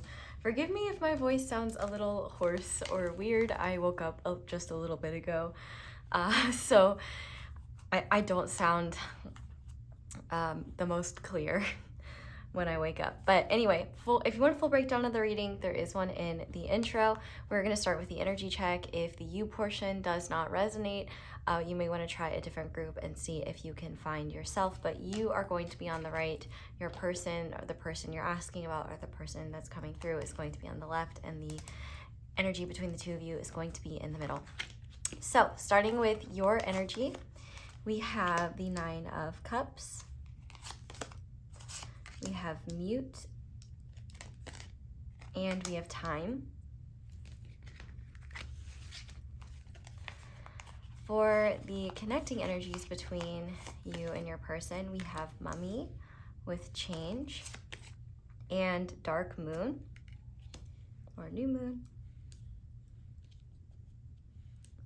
And then your person's energy in this connection is the 10 of Pentacles, Fortune, and Justice. Okay, let me make sure these are all in the frame. Okay, definitely getting a couple of different scenarios here. The first one I want to call out is for those of you that came to this reading that didn't have a person in mind, that don't have a person, but want a person. I definitely think this person could be coming in very soon, and I got chills as I said that, and it makes me very excited for you. The 9 of Cups is all about wishes coming true, and The dark moon talks about intentions being set, wishes, visualizations, manifestations. The mummy talks about inevitable positive change. And I mean, considering your person is coming through as the Ten of Pentacles, fortune, and justice, this definitely seems like the person that you've been manifesting. And maybe you've been afraid to admit it to yourself with this mute card. Like, you haven't really spoken that out loud or been afraid to admit that this is what you've desired because you've been afraid to be wrong. And it's something that you've tried maybe not to pay too much attention to because, you know, you don't want to mess things up or be wrong or get too attached. So number one, for those of you that have been manifesting a partner, we'll get into your person, I definitely think they could be coming in soon. Now, for those of you that know this person and your friends, I definitely think that you are having the desire to speak your feelings, speak your truth, or you are about to speak your feelings. Actually, can I just be honest? Like, this energy check is very, very similar to the plot of The Nightmare Before Christmas. Like, you are very much giving Sally and your person is giving Jack, in the sense that it seems like you are kind of holding back on your feelings and being very shy about expressing your desires towards your person. And it seems like your person, if you guys have not already expressed romantic feelings towards each other, is a little bit oblivious to your feelings for them and might even be kind of erring on the side of caution and kind of seeing or perceiving you as like a good friend, but not considering that you might have deeper feelings for them than that. Because I definitely feel like your person tries to be very rational and stick to truth and not get caught up in like fantasy. But I also think that they have a lot on their plate. We'll get into them more, but if you are already in a relationship with this person, or, you know, have already established, like both of you have established that you have feelings for each other or things like that, it definitely seems like you are in a place where you're desiring some sort of change or shift. You may be feeling like you guys have fallen into some sort of pattern of relating or dynamic that's less than satisfying, or that is just maybe more complacent than you would like. You may be feeling like there needs to be change here, but you've been afraid to speak your mind on it out of fear of what your person's reaction might be, or you might be waiting for the right time to tell your person about the changes you want to happen in this relationship. I think the biggest theme, though, that I'm getting here is for those of you that, obviously everything that I've mentioned, if it resonates, this reading is for you. But for a lot of you, I feel like this is someone that you do have a desire for. Like, they're like a wish come true for you. Like, they are someone that you have really deep feelings for, and you know, have been waiting for the right time to express those feelings, share those feelings, or have been waiting for the right time. If you've expressed those feelings, but, you know, acting on those feelings is a bit different, or both of you being able to act on those feelings is a different story. I definitely feel like you can see that time is coming, or you have a feeling that time is coming, where the both of you will actually be able to act on those feelings. I can definitely see here for you, though, there's definitely I just said definitely twice. Definitely.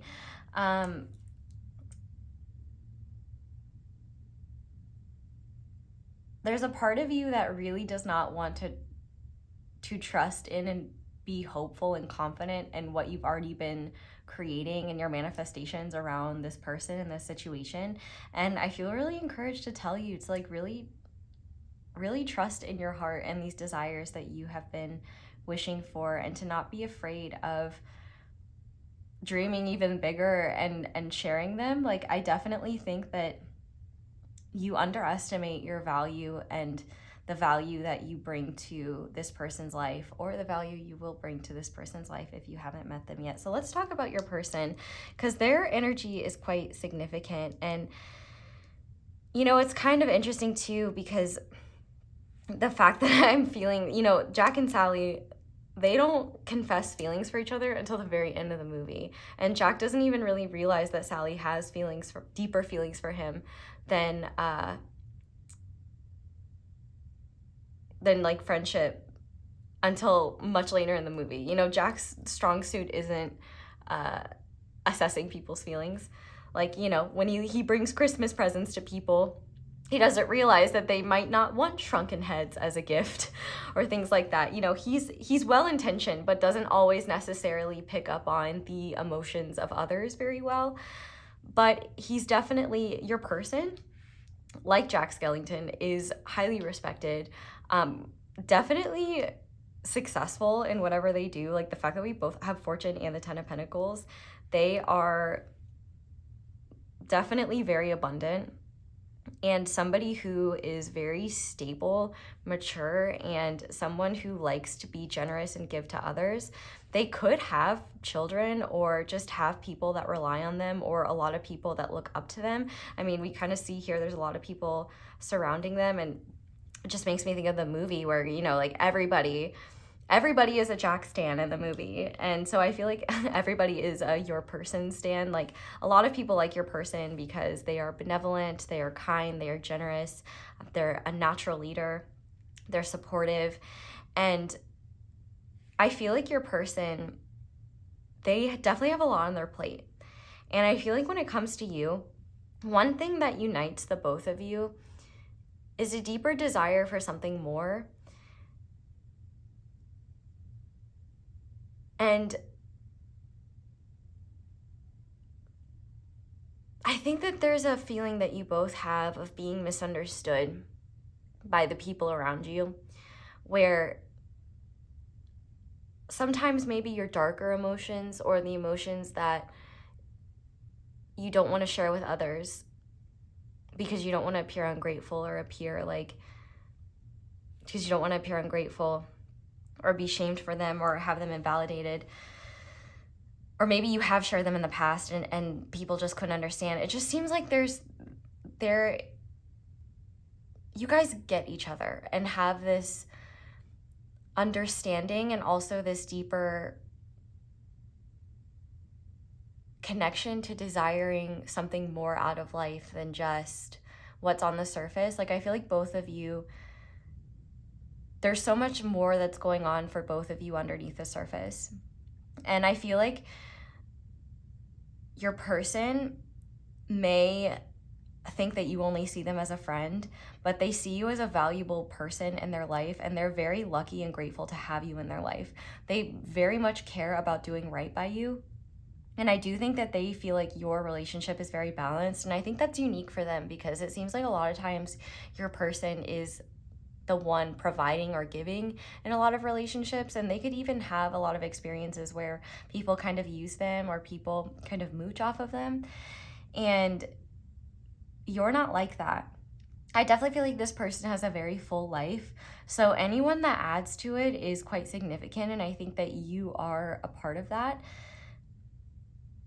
They definitely see you as someone that they could have in their already very stable, well-rounded life. Like they think that you very much add to it. But I feel like if you have not confessed feelings for them, or if you're not already romantically involved with them, they likely have no idea that you have romantic feelings for them. They probably think you only see them as a friend. If they have not met you yet, I feel like they have the same desires for a partner, and a partner like you, and they may have no idea that you're coming. Like it may be a surprise when you enter their life. And it could be quite possible that this person will be very slow to open up to you, or slow to realize that you feel more for them than just friendship. But if you're already in a relationship with this person, they are so serious about you and already so committed to you, and they always want to do right by you. So if you are in the camp of, you know that there needs to be some sort of change in this relationship, or you want to introduce some sort of change in this relationship, they very much would be open to that and ready and willing to make those changes. They're not going to be offended or drop you or abandon you just because, you know, one of you is unsatisfied, or one of you, or because you're feeling like, you know, maybe you guys aren't spending enough time together, or you feel like something needs to shift or change within the relationship / connection. Now, there is one interpretation here that I haven't mentioned yet, and it's likely only for a select few of you, and it's not an interpretation that I enjoy giving, but because it's here, I feel called to say it. If you have feelings for someone that is already in a serious committed relationship, especially a marriage, that already is abundant, well off, and has a very full life, I would be very careful about getting involved with this person. Your morals around that, I mean, like, no judgment here, but I would be shocked if this person would even be open to stepping outside of that relationship. But if they are, and they say anything like that they would leave their partner or leave their spouse for you, I would not trust that. I think that they would not. And they might think that they would, or they might say that they would, but I think when it comes down to it, they wouldn't. If they're already in another relationship, it seems like they're deeply committed to that. And it seems like, I honestly, like, I have a hard time with this energy, even thinking that this would be the type of person to go outside of a well-established committed relationship. But I think that the fact that this message came through, I feel like there could just be a few of you that are really desiring someone who is unavailable and wondering if there is a shot. And I feel like, number one, you have to ask yourself, why are you going after someone who's unavailable in the first place? And ask what part of you, you know, is seeking that, and why. And then also, you know, if you and this person are involved romantically, and they are in a serious relationship, do not take what they are saying that I don't think that they will leave the partnership they're already in for you. I'm just being honest. But that message is for a select few of you, and you'll know who you are. And I'm sorry that I had to give that message, but also, like, you deserve more than to be someone's side piece. You deserve more than to get someone's scraps. And, like, if I'm being honest, like, I don't feel like that is the case for a lot of you. Like, with these energies that your person is coming through with, they seem like the last kind of person that would step outside of a serious relationship or do something like that. But because I see it and the potential is there, I feel ethically bound to say that that is a possibility, and that may be a message for you that you've needed to hear. And you may even be in the camp, and maybe actually this message isn't about this specific person, but it's about someone else that you're involved with, and that in fact letting go of that person is really important because the person that's actually meant for you is coming in. But no matter what, with the connecting energies here, change is coming, change for the better. And I definitely feel like this change is related to what you've been wishing would happen, or what you've been manifesting or desiring to happen. So I definitely think for a lot of you, this is a confession of feelings and taking the relationship from friendship to something deeper, starting to explore that. For those of you that are already in a relationship, changing the dynamic in ways that bring you closer together and that just satisfy the both of you. And I think that it's very powerful for you because you realize, like, oh, it is safe to tell my person that I would like more out of this relationship, or I would like change. Like, they genuinely care about me, and they're genuinely invested. They're just as committed to this relationship as I am, and they want to make me happy the same way I want to make them happy. Like, my happiness matters too. And For those of you that haven't met this person yet, I definitely think that the change you desire is coming, like the manifestation for this person, is coming. And yeah, I definitely think that things here are simply meant to be. So let's go ahead now and see how your person is feeling about you. And I will say, for those of you that haven't met this person yet, we'll kind of use this in a future context and see how they will be feeling about you. But while we're shuffling, we are doing an extended for this reading, and it is a very spicy one. It is an 18+ extended reading. And we are going to be looking at things like what about you turns them on. We're going to be looking at if you've been physically intimate with them before. We're going to look at like how they would describe physical intimacy with you. And if you haven't, we're going to look at like what they think it would be like. We're going to look at fantasies that they have about you, as well as looking at what they love about being intimate with you or will love about being intimate with you. And we're going to look at how physical intimacy with your person shapes, influences, and changes the connection. So especially if you haven't been physically intimate with them yet, this is a really interesting question, because at least in the reading so far, seeing how physical intimacy shapes and influences the connection, I don't know, I think it's really cool. And yeah, we're also going to get really sweet channeled messages to finish off. But if you're interested in that, that'll be linked down below. Highly recommend. They've been really fun, really chaotic, and pretty dirty. So if you're into that, that'll be linked down below. But for those of you that just support me by like liking the video, commenting, subscribing, letting the ads play, like thank you so much for that. I'm so grateful, and just wanted to shout you guys out and say thank you. You know, you don't have to spend your hard-earned cash to support me. There are many free ways to support me and show appreciation. So thank you to everyone who does that. And more than anything, just thank you for being here. So we are looking at your person's feelings for you, but I'm also leaving it open for thoughts and any other like intentions or energies that want to come through. We'll give these one more good shuffle, and then we'll get going.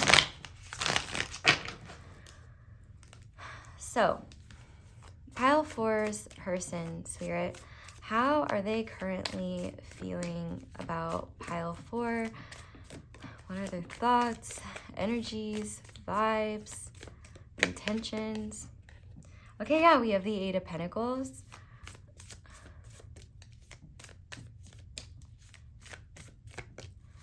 What are they feeling for pile number 4, please?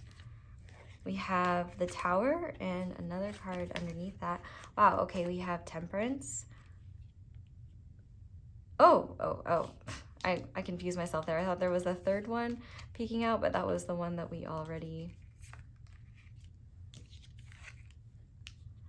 Okay, well, this is just gonna be fucked right now. I'll fix it in a second.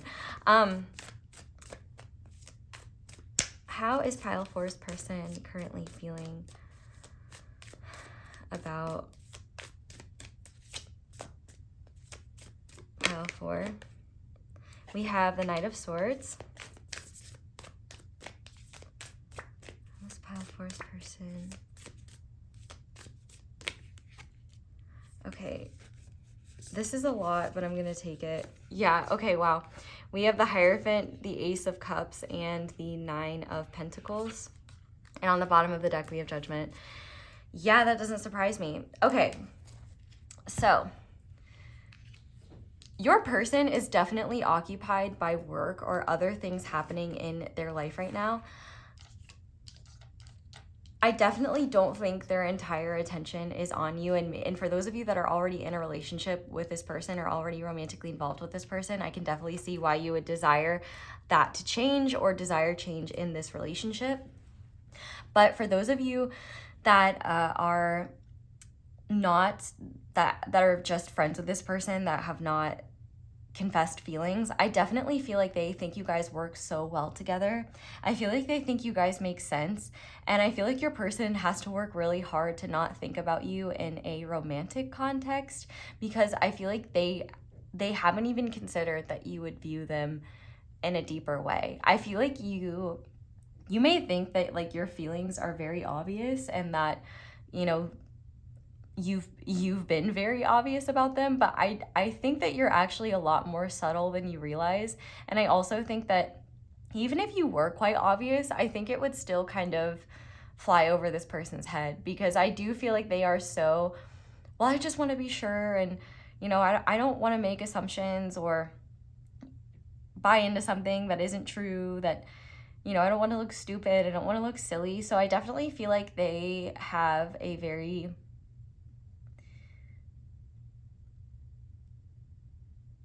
I don't know what the right word is. It's not cautious. They're just very grounded when it comes to relationships and feelings, in a way where maybe not ground. I mean, they are a grounded person, but I guess like they're just not great at picking up on the feelings that others have for them. They need things to be spelled out. Like they otherwise they are gonna have no idea that that was the case. Like, this is the person that realizes 3 years later that someone was dropping hints that they were into them and they didn't even realize. Like, this person just has such a, they never assume that someone is into them in that way. And with the Tower and Temperance being here, I definitely feel like they, number one, I feel like they find your relationship to be very balanced, and they find your values and moral compasses to be aligned. Like, they find you to be someone who has a lot of integrity. And with the Tower being here, it's interesting because this Tower card is not, what's the right word? It's not crumbling. Like, usually the Tower card shows a tower falling, but this tower is standing firmly. I feel like your person desires change in your relationship. If you're already in a relationship, they definitely desire like more connection. I feel like they're wanting the same things you're wanting. They just either are too preoccupied right now, or they're just trying to be patient because they know that there are other priorities, and they like have to be fair to other responsibilities in their life. But also I feel like they're just kind of hoping that you're understanding of that and just patient with them as they figure things out. But also with Temperance being here, I feel like you expand their mind and help them see things in ways that they didn't realize. And I feel like you make them feel less alone in this world. Like, this Tower card really gives me a feeling of isolation. And I feel like your person wishes that they could see into your mind more. Like, you are a very hard person to read. And to be fair, I don't think this person is the best at reading others. And it's really interesting because, like, in this reading specifically, it has been so challenging to kind of pinpoint this person's feelings and like get the right words. And I think that's definitely a reflection of your person's energy. Like, they don't have the greatest grasp on other people's experiences and like other people's energies and emotions. They're not the best at reading. So if this is not the best reading, I apologize. I feel like I killed it in the last three, but I don't know about this one. They definitely, though, are somebody who likes to take things slow. And I do feel like they are really patient with the situation. And I think one thing as well is they just feel like you guys work really well together. Like, I just heard like peanut butter and jelly. You reach a part of them that other people don't see. Like, you see the vulnerable parts of them. You see the unsatisfied parts of them, the parts of them that still yearn for more, the parts of them that question, like, is this all there is? And like, even though they have so much in their life, they may sometimes feel unsatisfied or feel lonely. And I feel like maybe that's something you guys bond over or will bond over, is this feeling of loneliness where it's like people feel like they get you, and they know you, but they don't truly know you. And when you try to show those parts of yourself, it's like people kind of brush it off, or are maybe invalidating, or don't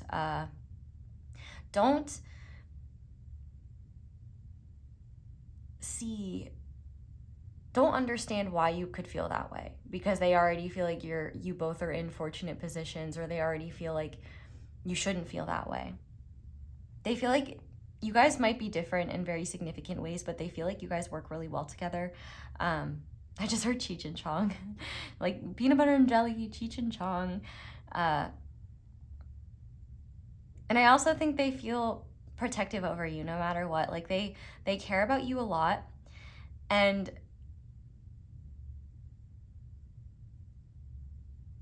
I definitely feel like they have a lot of uncertainty around this connection, if they're not already in a relationship with you, where like they may just feel like, well, no matter what, we work well together, and I'm really grateful to have, pile 4 in my life, because they make me feel less alone and less isolated, like those secret parts of myself that others don't see.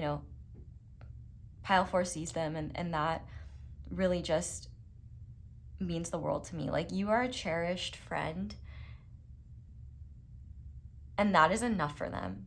And I think that's really beautiful, because despite having feelings for you, I feel like they don't really take the time to consider them if you guys are friends, because they haven't stopped to consider that you would feel the same way. So it's kind of something that they don't explore too deeply, and that they may even kind of like temper how much they interact with you, because they don't want to get swept up in fantasies and desires for you that wouldn't be reciprocated. It's like they really try to stay aligned with what is true and what they know to be true, and what is grounded, and not make like assumptions about what other people could feel or what other people could want. But I also think your person can get really swept up in projects, things that they're ambitious about, and can sometimes steamroll. I feel like sometimes, like, your person gives me the vibes of, they could be so sure that you see them as a friend, they could literally steamroll you trying to confess your feelings for them, or be so occupied with something that they're passionate about that they don't stop to give you the space to admit your feelings for them. Like, it really makes me think of, when Sally's trying to warn Jack about what he's trying to do with Christmas, and say like, I don't think this is a good idea, and it just falls on deaf ears, because Jack is just so passionate and so sure about what he's doing.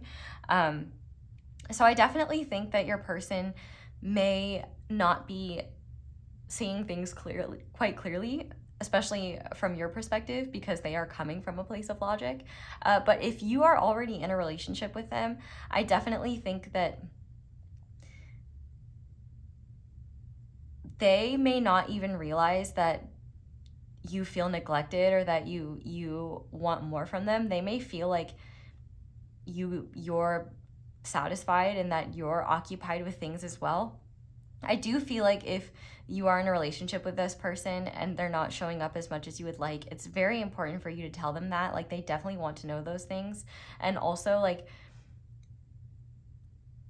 if you feel like they're doing that because of someone else, like they're into someone else, or they're like, hiding something from you, they're not. They're definitely swept up in something that they're passionate about, or that they are working on. It really makes me think of the meme of like the couple in bed, and it's usually like the woman that's like, I bet he's thinking about someone else, and then he's thinking about like giraffes, or well, for me it's like giraffes or supersonic air travel, but like they could just be thinking about dogs, or something silly, or something that they're working on. I definitely think that sometimes this person can get swept up in their ambitions and their projects, and not always be the most tactful, or the most observant when it comes to how others are feeling, or how others are doing, because they can just be so laser focused on their goals and ambitions, and what they know they already have to do. and it's funny because this person kind of has this policy of being logical and rational, but their logic and rationality isn't always very logical or rational. Oftentimes it's irrational and illogical, but they don't see that until that laser focus kind of shows them that their method was wrong, or something literal concrete proof comes through to show that they are wrong. I definitely think that they really love talking to you, and I feel like they love that they can explore ideas with you. That's something that they find to be really special. But I also feel like this Knight of Swords is also kind of speaking to this person may not be the most tactful and may have a hard time like picking up on when you're trying to be serious, or when you're trying to be sentimental, or, you know, if you haven't talked about your feelings for this person yet, you may try to set the scene for that to happen, and they may be completely oblivious to it, or like really take a second to even start listening to what you have to say, because they're not even considering that the reason that you set up this moment was to tell them about their feelings for you. Like, I definitely think that they can be very much in their mental body to the detriment of grounded awareness in other ways.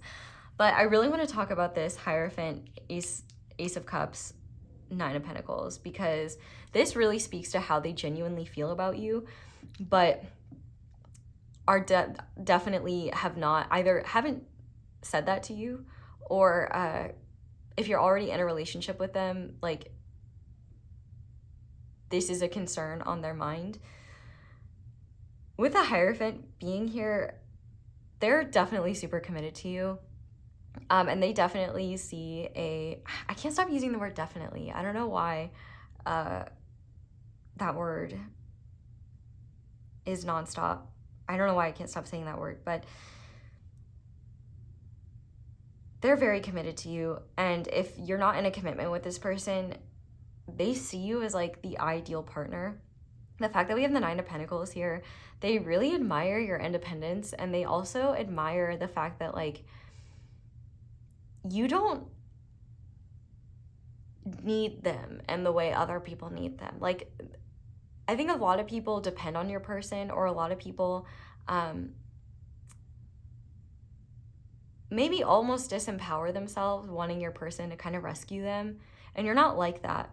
The fact that we have the Ace of Cups here, this person definitely has feelings for you, and I feel like they just don't consider them because they don't realize that you feel the same way, and they don't want to look stupid.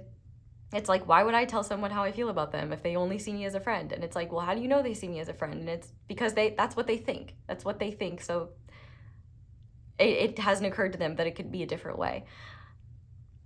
If you're already in a relationship with them, I definitely feel like they are probably at the very least aware that they haven't been spending as much time with you as they would like to, or haven't been as connected to you as they would like, or they haven't been just emotionally as expressive as they know they could be. And I think that they are wanting to work on that, but maybe they just kind of need that little push. Like, maybe they're kind of pushing that thought out of their mind because they're like, no, like, maybe I'm wrong, maybe I'm being silly, maybe I'm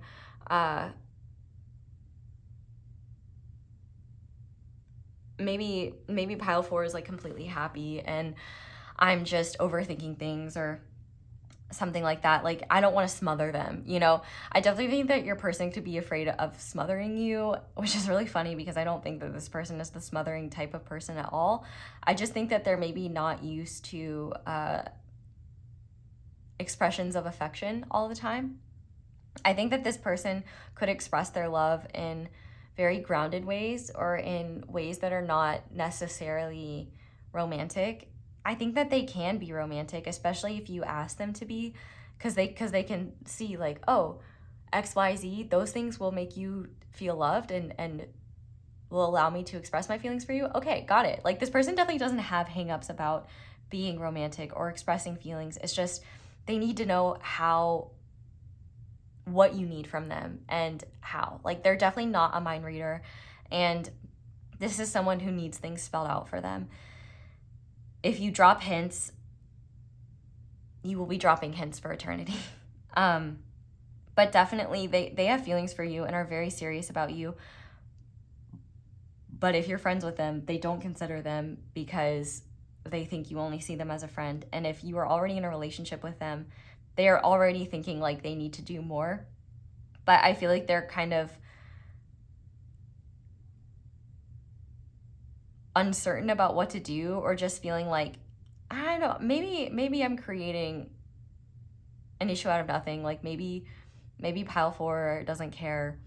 Maybe pile 4, is doing their own thing too. And so they haven't even noticed or aren't even bothered by that. But I definitely think that they think that you are so precious and special. And if you're not in a relationship with them yet, they really want to take things slow and have a very traditional process to commitment. I definitely think they see you as like an ideal life partner, and that's something that they want to explore with you. If you're already in a relationship with them, they're very committed to your relationship. And I think one thing that they want to say to you, especially if you're already in a relationship with them, is that,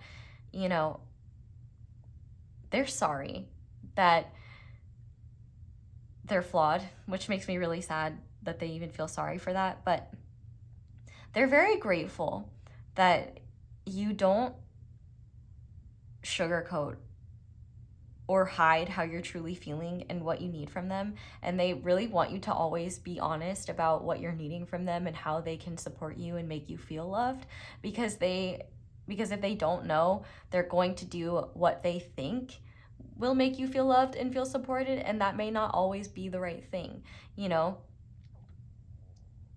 If you need words of affirmation and they're thinking like, oh, pile 4, like, I'll do this act of service, and you're not being told like what you mean to them, and they don't realize that, no, pile 4 doesn't need you to wash their car. They need you to tell them, what you mean, what they mean to you, and tell them and know that you're thinking of them and that you care about them. Like, I definitely think that this is a learning process for them too. And I feel like they are grateful for the grace that you give them. And I feel like they're really just asking you to be as honest as possible about your needs and what isn't working and what needs to change if you are in a relationship with them or are romantically involved with them, because they want to know these things. They want to grow. Not only is it helpful for them, like, they want to be the best partner possible. They want to, fulfill your needs and not make you feel alone. Like, they never want you to feel alone in their relationship with them, and they never want you to feel like you can't talk to them about something. Like, they always want you to feel safe to talk to them, and if something is not working, they're not going to be offended. They're just going to want to find the solution so that it is working, because they care. And if you are friends with them, I definitely think that they're more nervous around you than they realize. And in fact, they might talk very quickly around you, or talk about specific niche interests around you, or maybe talk just a lot around you and not let you get a word in because they just get very nervous. But I definitely think that if they had a confession of feelings from you, if they knew that you had feelings for them too, it would be like, oh, really? Like, not only would they be really excited and their mind would be blown, but also, like, it would completely shift their behavior towards you, and also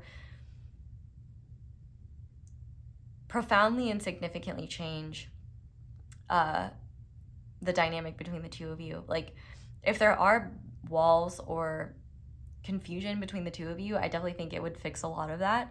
And now that I'm thinking of it, with the Tower and Temperance here, your person could hope that things eventually evolve into something more romantic, but they don't want to make you think that, they don't want you to think that they're only friends with you because they want something more from you. They want,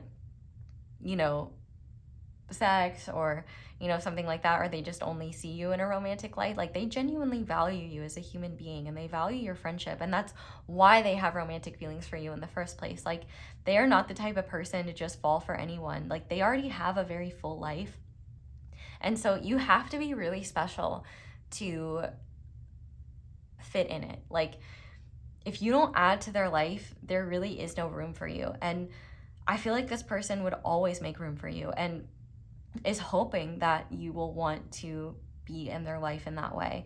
And I think one of the things that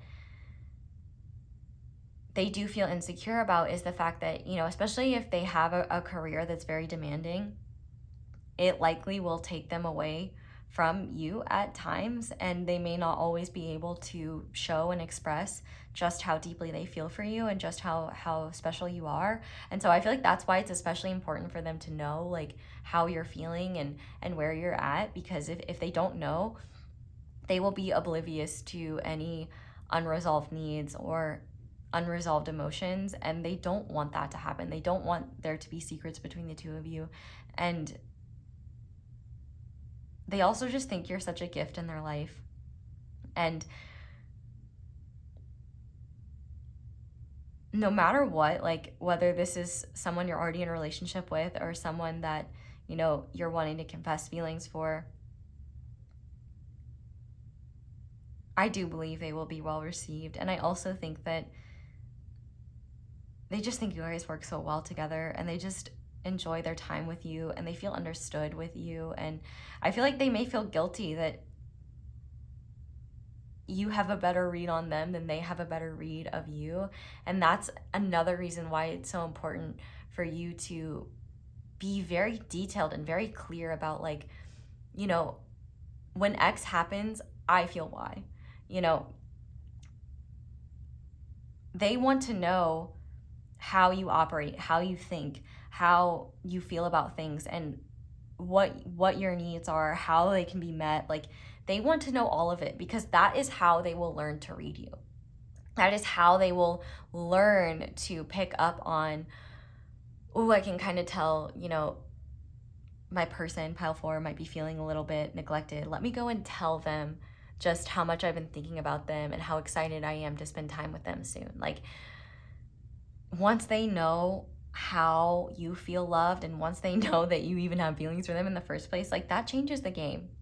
And this person is never going to be opposed or offended to growing or change that needs to occur. They always want to be the best version of themselves and the best partner that they can be. And I definitely feel like they're also the type of person who just wouldn't consider partnership in general if they weren't very serious.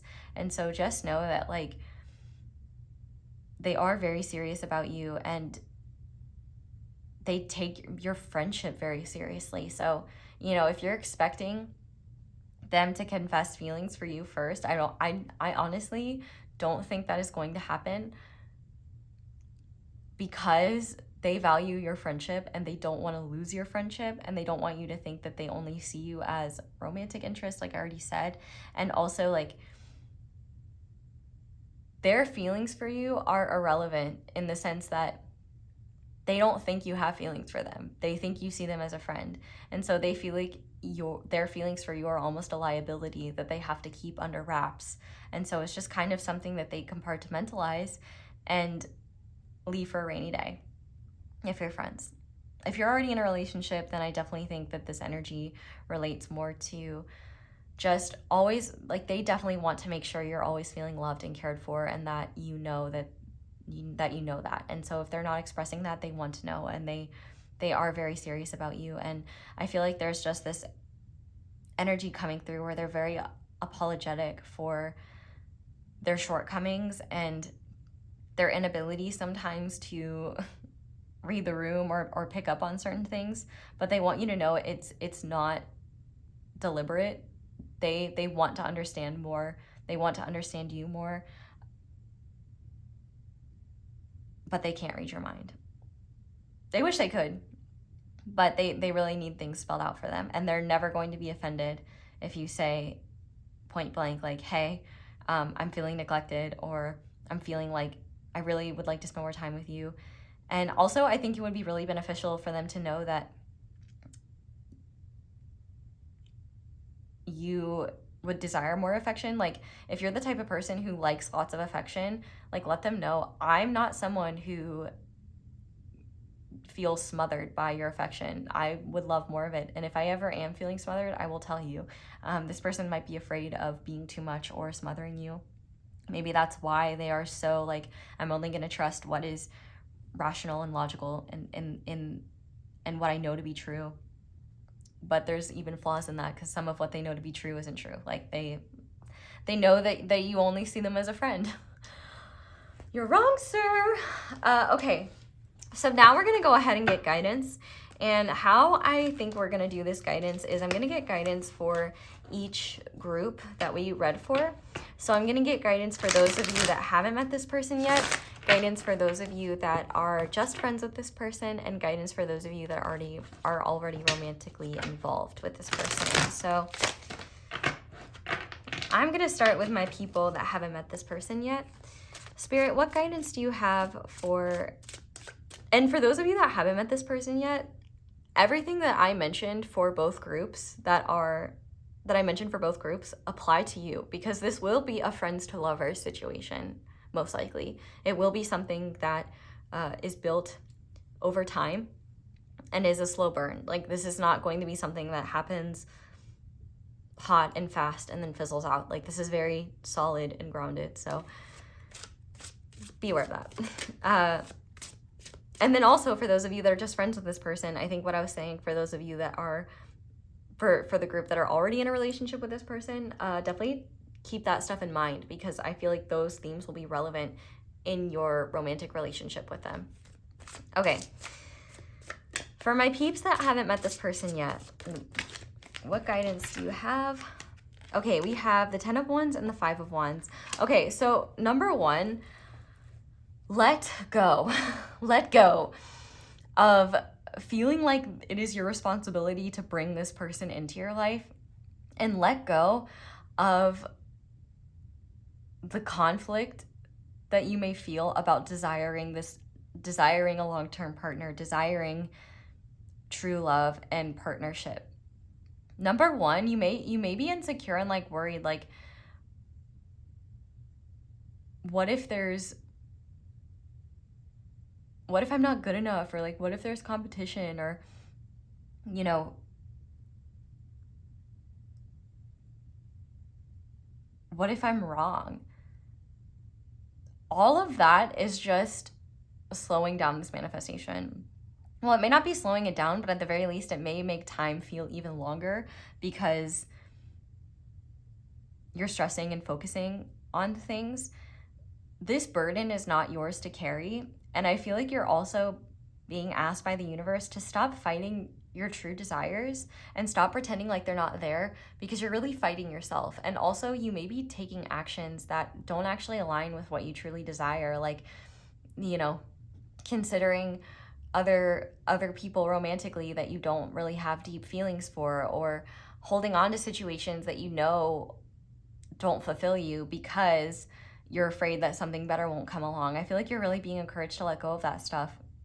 And also, just stop fighting what you truly desire. And then with this 10 of Wands, let go of the assumption that you have to figure it all out, or that there's something you have to do, or that, you know, the burden is solely on you. It's not. But you may be feeling that way, and it's just not necessary. I feel like, if anything, start celebrating that this person is coming. Actually, no, start celebrating that they're here. You may not have met them yet, but they're here. They're here in this reading, and they will come in the perfect time, in the perfect way. They're already here. It's just about seeing how they appear in your physical reality. So let go of the burden of trying to figure it out, because you might be so distracted by that, you may not even realize they're right under your nose this whole time. And also, when you are distracted by burdens like this, it's hard to get inspiration that could lead right to this person. So you're not alone. You're not in this alone, and it is not your job to figure everything out on your own. the universe has your back, and what you want, your person also wants. Your person is seeking someone like you. The way you're seeking someone like your person is seeking someone like you. Stop fighting yourself. Stop fighting your true feelings. Stop fighting your true desires, because you're only taking up space with things that don't satisfy you out of fear that something better won't come along. And there are so many great things that want to come along, and they are coming, like, very soon if they haven't already. So let go of burdens. They're not yours to carry. It's not your job. Okay, Spirit, what guidance do you have for my group that is just friends with this person? We have the Chariot. Start moving things forward. Start confessing those feelings. I feel like you might be waiting for the right time, and I feel like the time, it's been time. Like it's possible that there have been plenty of opportunities already for you to say something or start confessing, and you just haven't, because you've been afraid, or you haven't wanted to look stupid, or you maybe weren't certain that they felt the same way. Well, now you have the confirmation. So I feel like with the Chariot here, you're really just being encouraged to stay balanced, but also, like, believe that you can be victorious, and believe that what you're seeking is seeking you, and just get going, move forward, go for what you want, and don't stop. I also feel like, you know, things can move more quickly if you want them to, but I feel like that requires you to have the courage to speak up. But I know you can do it, and I feel like your person will be really happy about it too, because they don't even realize that you feel the same way. But actually, I really want to read the Chariot card. I haven't done this for any other group, but I just feel really called to. Maybe there is some guidance there for you that I'm not saying that you may need to hear. There we go. The Chariot: determination, willpower, drive, success. The triumphant crow soaring through the stormy sky with fearlessness and strength rides a chariot of thunderous clouds to victory. The Chariot is assigned to go forward with confidence, knowing that your well-executed plan will be a success. It asks that you summon your power to fly above barriers and soar through obstacles. The crow who rides victoriously on the Chariot has learned to harness his aggression, exacting only the positive energy required to finish the task. So yeah, Spirit's really saying go for it. There's no reason why you shouldn't be going for it. You know you want to, and trust that it'll work out. You've got this. Just be brave. And for those of you that are already in a relationship with this person, your guidance is the Queen of Wands. Actually, no. We can take this guidance for both of you, but I didn't ask yet. I definitely feel like this, for both groups, this Queen of Wands is really asking you to be confident and recognize that you're a catch. Recognize that you have value. Recognize that you are attractive. Recognize that your confidence and your charisma and your needs and your desires matter too. And it is attractive when you stand in your power and when you state your desires. And it's especially attractive to this person. And I feel like Spirit is really just saying, you know, stop talking down to yourself. Stop doubting yourself. Stop keeping yourself small and dimming your shine out of fear that you'll be too much. Like, I feel like you both have this fear of being too much. And I feel like Spirit's really saying, own your desires, be confident about what you want, and be confident about moving forward. Because even if this person didn't reciprocate your feelings and didn't want what you desire, then they are just getting out of the way for the person that is meant to fulfill those. And I don't really think that's the case. Like, I would say that would be rare if that's the case. But even then, like, confessing feelings for someone and them not feeling the same way is not the end of the world. And if anything, you'll realize that you can survive from that. And in fact, it will make it easier in the future, because you'll be like, oh, I survived. And oh, everything turned out okay. And oh, like, by confessing them, it just led me to what was meant for me. But I don't think that's the case. It is a general reading, so I guess we have to be open to any possibilities, but I feel like for the vast majority of you, that wouldn't be the case. In fact, I feel like if this person were to reject you, it wouldn't be because they didn't have feelings for you. It would be a logistic thing or something like that. So be confident. I don't think they are. They have feelings for you too. But for my peeps already in a relationship with this person or already romantically involved, what guidance do you have for them, please? Four of Wands. Yeah. Be honest about what you want and celebrate the closeness that already exists and recognize like this person is committed to you for a reason. The Four of Wands is another commitment card. Like, stop holding back out of fear. Stop hiding your desires out of fear, and stop, you know, hiding what you need and hiding what you desire out of fear that it'll be too much and it'll push this person away. The fact that this person is already this person is already invested in you. They're either already committed to you or they have the desire to be committed to you. And I feel like it's already headed there anyway. So your needs are not too much. And fulfilling them are not too much. And the idea that you need to hide yourself or play it small, it's really just holding you back from connecting to this person more deeply. And also, it's holding you back from connecting to yourself. Because if you're not honest about your desires and not honest about what you're needing, your person can't change anything. And you won't gain anything from that. You're just sitting, like, you could just be closer and happier, and there's no reason to hold back. This person wants to be there for you, wants to make you feel loved, and wants to do anything that will help with that. And I feel like more than anything, you're just being encouraged to practice more radical honesty and authenticity with this person, and celebrate the fact that you guys are together, and celebrate the fact that, you know, you found a beautiful connection where you both feel the same way and you both feel value and you both see the value in one another. I feel like you're just really being encouraged to celebrate and trust in the stability that's been created here. Like, 4 is a stable number, and